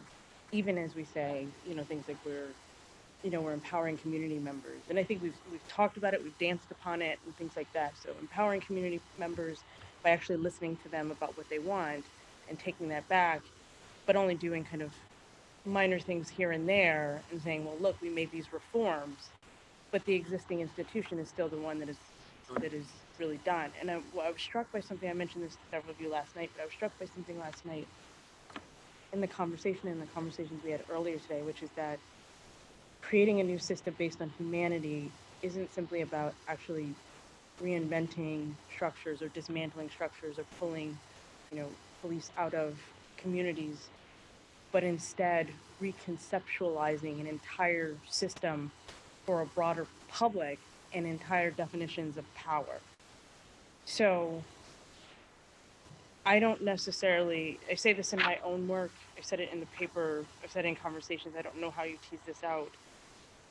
a seat at the table is not enough. All of us having seats at the table is not enough, so long as the end output is just a survival mechanism and continuing to just put band-aids on systems that aren't working. And again, to point back to the Kerner Commission, what was so revolutionary about that, 800 pages of analysis data and then 200 pages of recommendations, is that they were essentially suggesting toss out the old system and bring in a new system. Let's start from scratch. Now, how you do that for me is the question later on down the line, but part of it is, part of doing the work you're doing here is saying, compiling and putting together something that says we are reimagining justice in a way that completely changes the institution and replaces it with a new one. Now, how you do that while simultaneously realizing that this is the way that things operate in real life, right? And that there are people in power, there are, resistors. I'm not quite sure. I'm not calling for a coup or anything like that, but making a suggestion that maybe, strategically, tactically, there may be things that you have to do, including, we talked about politicians and the cushion of politicians, but maybe also politicians who are willing to get into place and take a sacrifice for the team. Right? So long as it means getting legislation in place. I think the other side of that is persuading your audience, and I'll end on this point, persuading your audience that the way that we've been doing things comprehensively is not the correct way. And so as part of that, again, I mentioned this last night to many of you, the prison abolition movement, the abolition of prison and reimagining life without prisons, I think has one of the hardest jobs in this arena, but also one of the most promising, because as we see people come along on that spectrum who say, actually, I can imagine a world without prison, what they're doing is they're actually changing people's perception of what punishment, what prison, what incarceration actually means. So if we can find some way to kind of take that, I think that's a lesson in how you transform power. So I'll stop there, one, because I've talked for a bit, but also because I have to go. Yeah. Well, we thank you very much, Leah, for making the extra effort that you made. It's been great to have you at our table, and your paper is really brilliant. Hope to continue to engage you in all the ways that are possible. Absolutely, so thank you so absolutely. much. And I will say this, one of the exciting things about being here the past day and a half, it feels like this is different from many of the roundtables I've been at, similar roundtables that I've been at, but also that people in here are really actually coming up with really exciting ideas for envisioning policy or institutions or power quite differently. So I mentioned in my paper that felt, in 68, it was like the cusp of something really big and transformative here.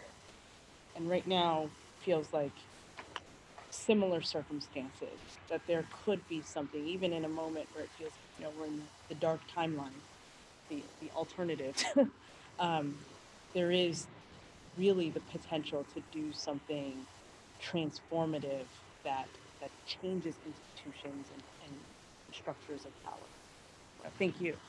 We appreciate that optimism and sense of the moment, because I think that's why we're here. We think, if not now, when.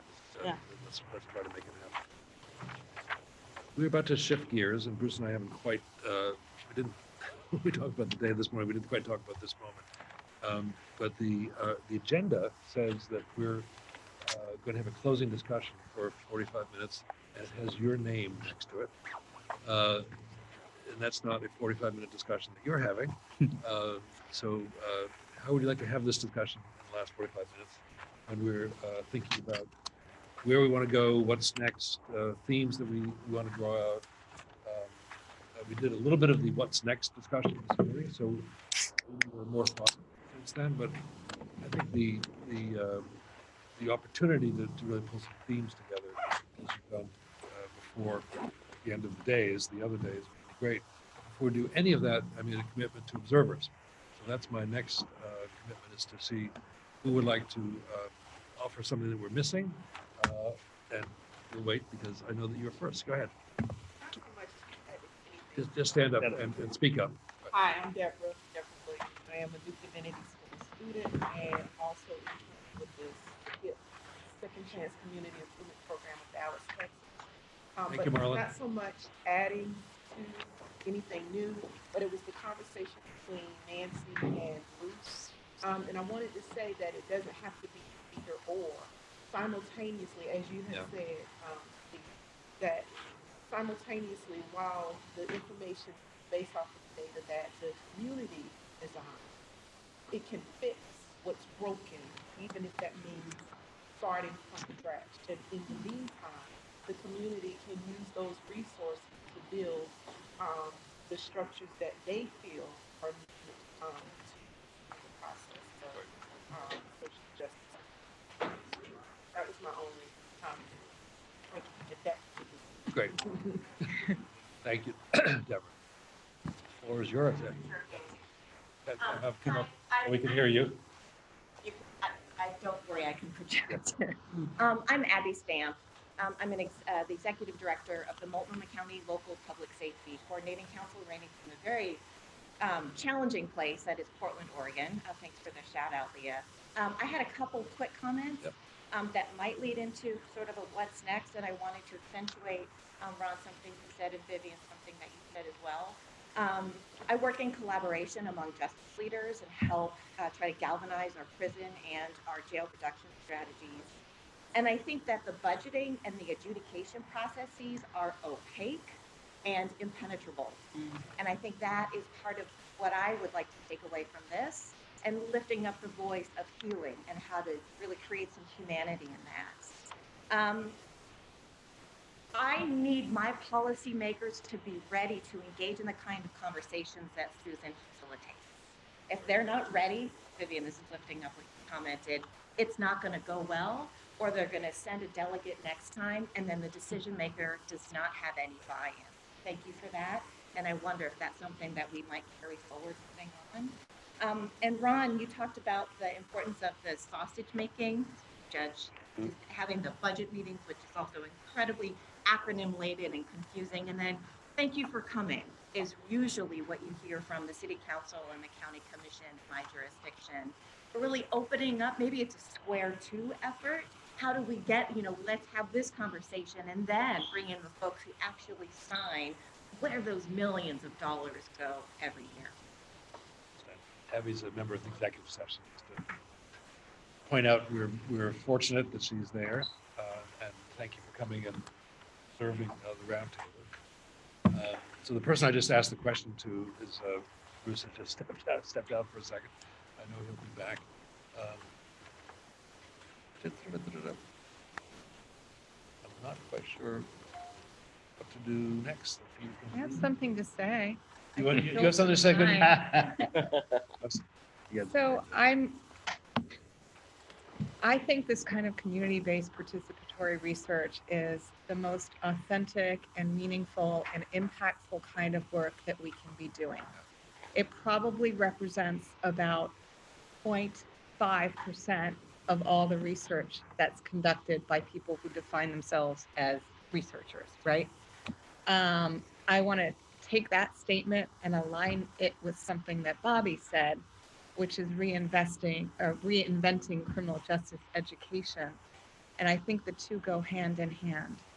I have the pleasure and privilege and honor of welcoming many, many new, recently graduated young people to the Urban Institute every year.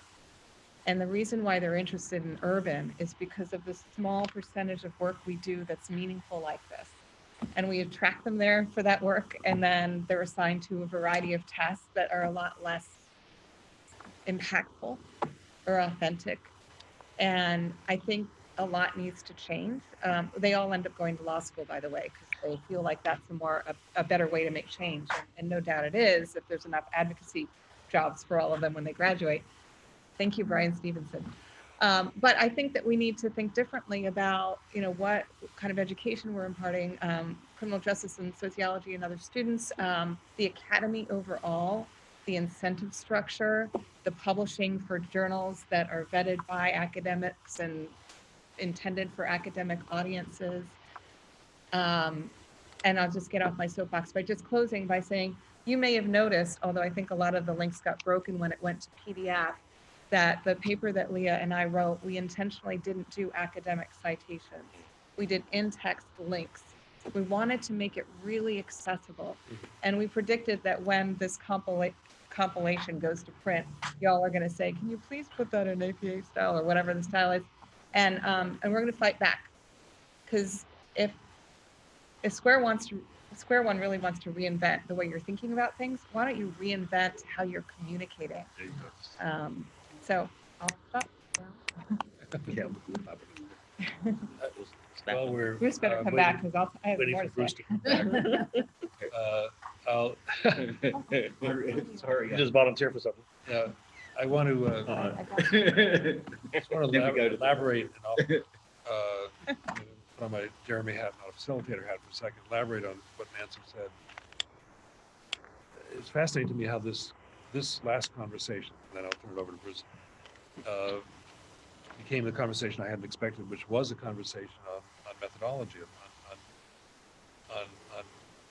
on what are the ways, what tools do we have in our toolbox to capture the relevant experience in ways that'll change the outcomes now being meted out by those in power.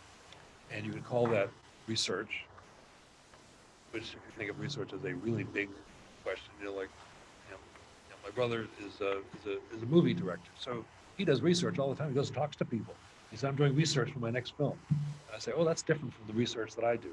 I said, no, but it's a if you think of research as a systematic way of gathering knowledge, there are lots of things, tools that we have in our toolbox. The problem here is too much quantitative, not qualitative. It's too much structured, not narrative. It's, but you can have a very comprehensive definition of what the knowledge gathering process is like. But in our field, it's very official. It's very much geared towards official data. This is, I think, what part of what Bobby was talking about. We reimagine the curriculum so that the official data come from official sources, and therefore it's about an official view of the world that was actually developed a few years ago. And the power of the participatory research model that I'm so fascinated by, that what Urban has done, what lies behind the participatory justice concept paper, is to develop an alternate way of having an ongoing universal media could be in any community way of talking back to the power structure that is developed with community and implemented by community, interpreted by community, and gives them the voice that Catherine was just talking about, so that becomes part of the Square One process. It is a new vision of what that knowledge gathering process is like. There's not so dependent on official sources. So that's my hope for what Nancy's doing. That's why I'm fascinated by what the public health folks have done. That's why we've embedded in participatory justice this notion of a community survey that is the baseline for every year, going back to the powers that be and saying, last year this is what we told you and it hasn't changed. Yeah. And you don't tell us our methodology is not sound, because it is sound. We're going to be here again next year and we want to see a change. Yeah. Says the community. We'll change you. Oh, sorry? Or we'll change you. Or we'll change you. It's the flip. It's the power flip using a methodology that can't be challenged as, you don't have big enough sample. Who cares? Right? Because it's the ongoing voice in a rigorous way that can be amplified by protests in the streets, can be amplified by narratives, can be amplified by good journalism, can be amplified by lots of other things. But it says, actually, we know that the numbers do matter, because they're a way of representing reality, as long as we have created the methodology. So that's my Jeremy. The flip side of that, one sentence, the flip side of that is that the receivers of that information, even when it's good qualitative research, have to be willing to disrobe their ideas that the only information that matters is information that's produced by institutions founded and run by white men. Right. With so much racial bias baked into the data. Yeah. And that's the hope.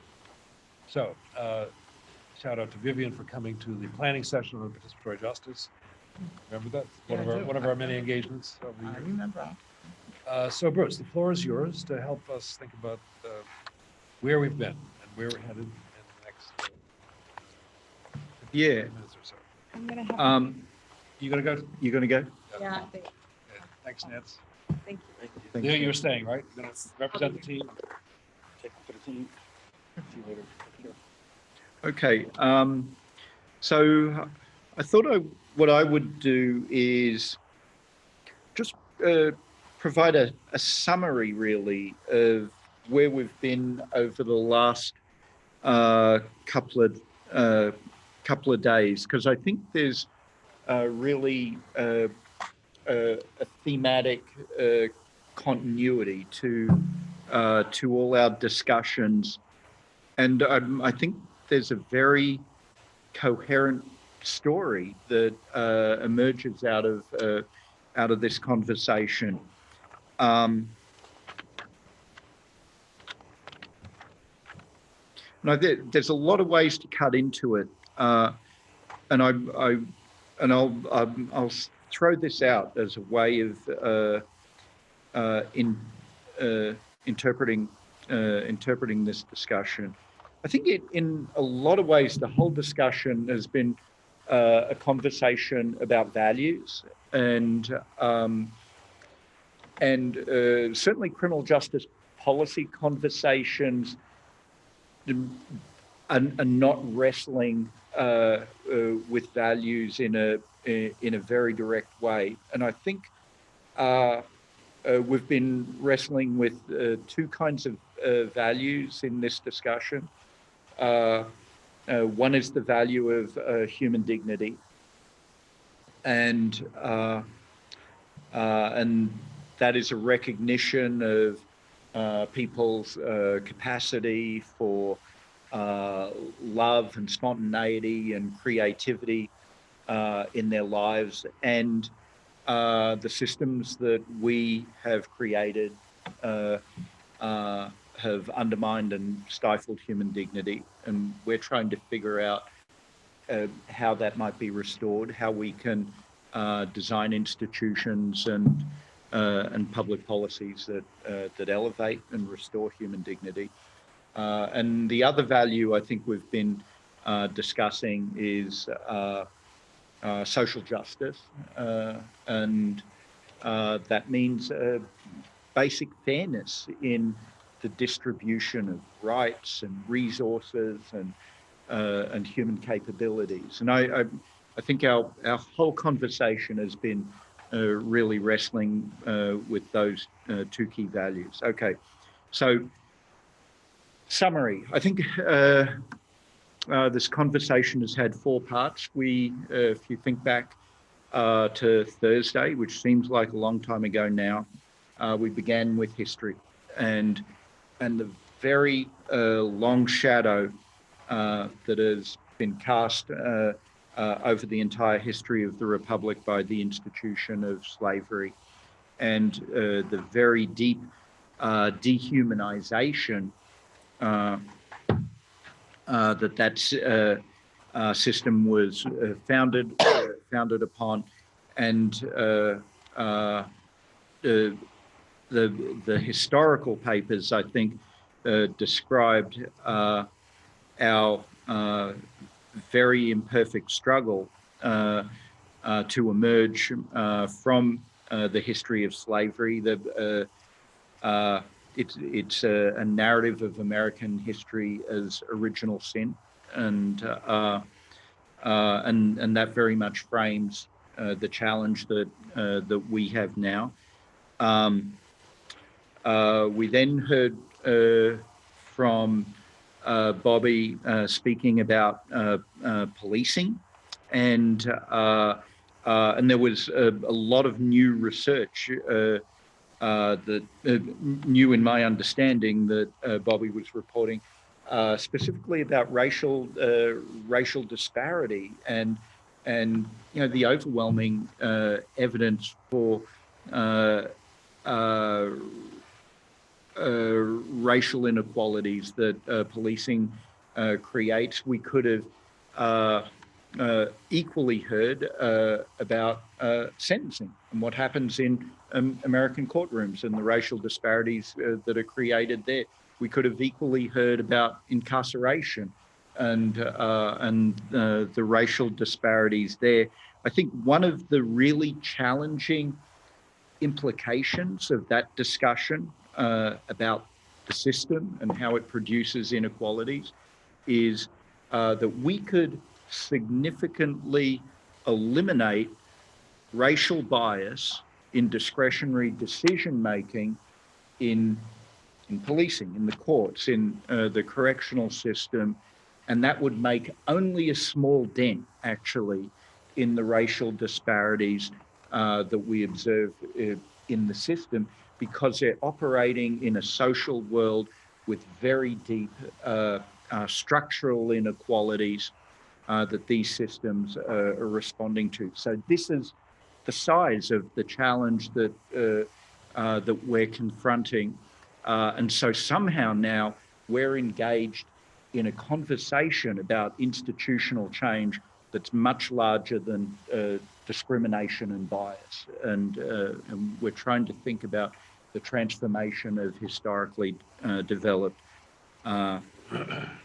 structural inequalities of race, class, and gender. I'm thinking we probably did not talk enough about gender inequality and gender. I think it is probably absolutely central, and I want to flag that as a blind spot in our conversation. That's an area in which we'll have to do more work. From there, we talked about politics. So now we're getting into a discussion of how are these systems of inequality sustained? How might they be transformed? We talked about power in at least two ways. We talked about the power of agencies, the power that resides in the prosecutor's office, the power that resides in the police department, the big pools of discretion that the leaders of those agencies have. They could do things differently, and that would make change. So there's capacity for change within the systems. I thought Ron's account of a municipal budget process was really important from the point of view of understanding where is the power in the system. And this is an opaque insider process that communities often lack sophistication about, and making change will involve penetrating something as deadening from the outside as a municipal budget process. So power is in agencies, in organizations. There's reservoirs of discretion. There is power that's tied up in the procedures and the calendars of a budget process. But there's power in communities too. There's tremendous power in communities that is unrealized. And so much of this whole conversation is about democratic failure, right? That the power in communities is not realized. And that's in the nature of these historic structures of inequality. And this was the focus of Monica's conversation. The potential of communities to be significant reservoirs of power that is not realized at the moment. And I took that whole discussion as giving us an alternative metric for thinking about policy. what are the implications of criminal justice policy for the empowerment of communities, their solidarity, their capacity for collective action. It's a very, very challenging set of politics because not only are communities disempowered by criminal justice and other agencies with which they often have to contend, but in this space of politics and racial politics specifically, there is a fight over the rules of the game. And so it's not just about who's getting, how big is your piece of the pie. There is an active political contest over who gets to participate in the political system. It's a very fundamental fight over citizenship. And that was Kerry's contribution to the discussion. I thought that was important, and we need to engage that discussion over the fight over citizenship. Maybe that's a friendly extension to Monica's argument. This is another metric by which we have to measure public policy. How politically inclusive is it? Is it building political membership? Is it building citizenship in this specific sense? And then today, we went from politics. Where is the power in the system? Is it in agencies? Is it in communities? And today, Susan started off with a discussion of reconciliation and what that actually looks like. And I feel we hear lip service to it a lot, but until we hear about how it actually works at the micro level, I think it remains just a placeholder for something. It's kind of a black box. And you took us inside the black box of this process of what settling accounts with history could really look like. And I think in this way, we've really come full circle from our discussion of history on Thursday, right? You've helped us see how wounds that have developed over centuries might begin to be addressed. Marlon made the great point that this process of reconciliation is only a starting point, right? This is the starting point to a process of change, and he said sort of parenthetically, and Susan said it too, that unless there's the follow-up, unless it's a starting point, it's utterly hollow, and without the follow-up, it further contributes to the disengagement and the estrangement and the alienation of the community from the institutions of power. So reconciliation is part of the change process, and a necessary part of the change process that we're envisioning. What's the program? The program is, and Nancy began to take us down this path. The program is, and I'm sure it's the budget version of this, which Ron has focused me on, is we're taking resources out of systems and we're investing them in communities, and that means a transfer of power, and it probably means a transfer of power not just from people inside the system to people in communities, but a transfer of power from experts to people, and there's probably a whole variety of transfers we barely begin to discuss yet. But that to me seems to be the program that we're beginning to talk about: investment in communities rather than systems, and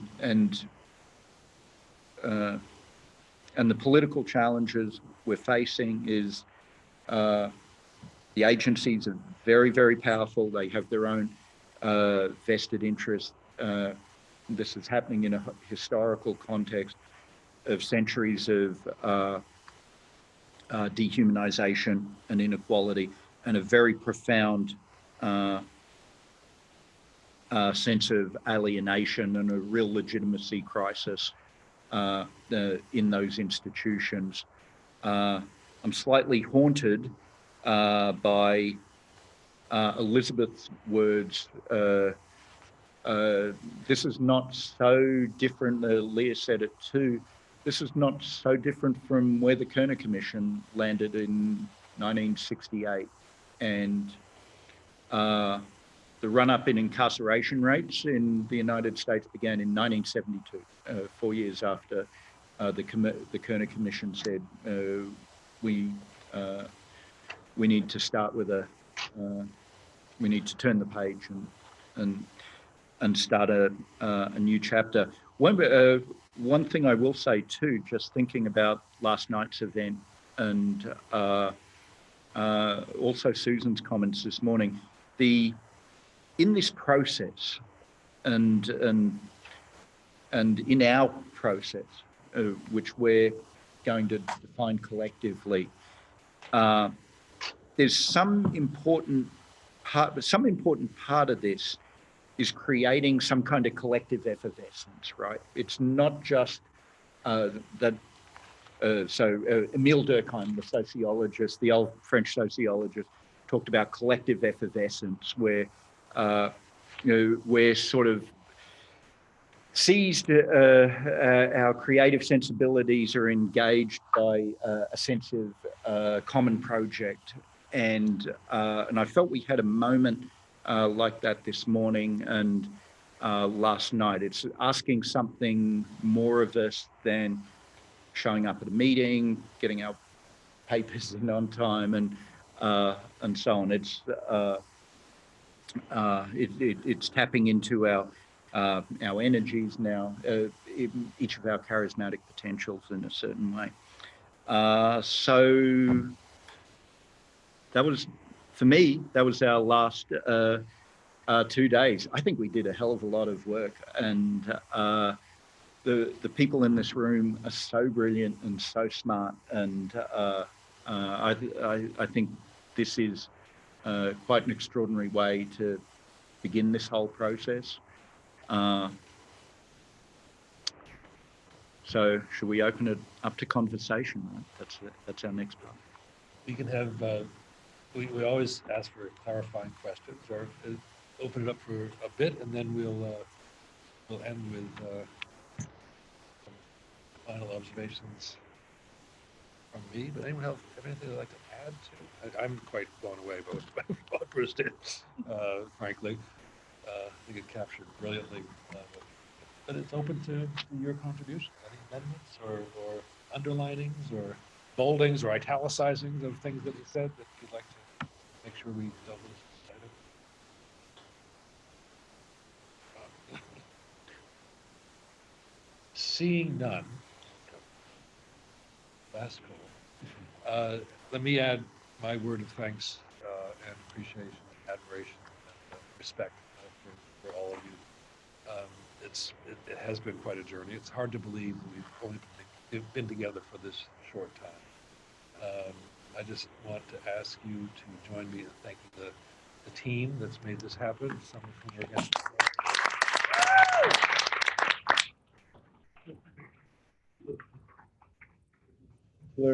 But followed up not far behind by Monica, Stephanie, and Susan, and the Raven team, and everybody who's been working on this, and Hannah's new team member, and I never forget Andrew, sideline there. Our hope is that this discussion doesn't end here. Our hope is that the contributions that you've made are not complete, and that you're starting your own journey, that where you can continue to make contributions wherever life takes you. Our commitment to you is that we will build a movement and build a big network of people who are in this discussion in different ways, some just by passively listening to about the podcast, or some by actively being involved in a way. My feeling at this moment, having been in the journey of creation and now seeing this idea and dream reality, is that we thought it was big, and it's even bigger than we thought. And we thought there was a willingness to engage at this very deep level these issues, and that willingness has been made evident by all of you in this room and those who are watching and those who are early. But it's that lifts us up as we think with you and for you and on behalf of you, but with others. And more importantly, the refer to often and have sometimes at tables, and not always and never enough, the impacted communities, the folks who are suffering, the long history that we're trying to do something about so that our country's in a better place. I think all of us believe that we do our work in their names, and that's what will really keep us going. So thank you all for coming, and safe travels wherever your travels take you. There are box lunches that I know I'm going to go get mine and just sit here and have a nice lunch. But thank you for all you've done, and thanks to Bruce for being our leader and partner. Well, and thanks to Jeremy. I think the facilitation of this has been just the bedrock of this whole conversation, and we couldn't have had it without you. Thank you, everybody.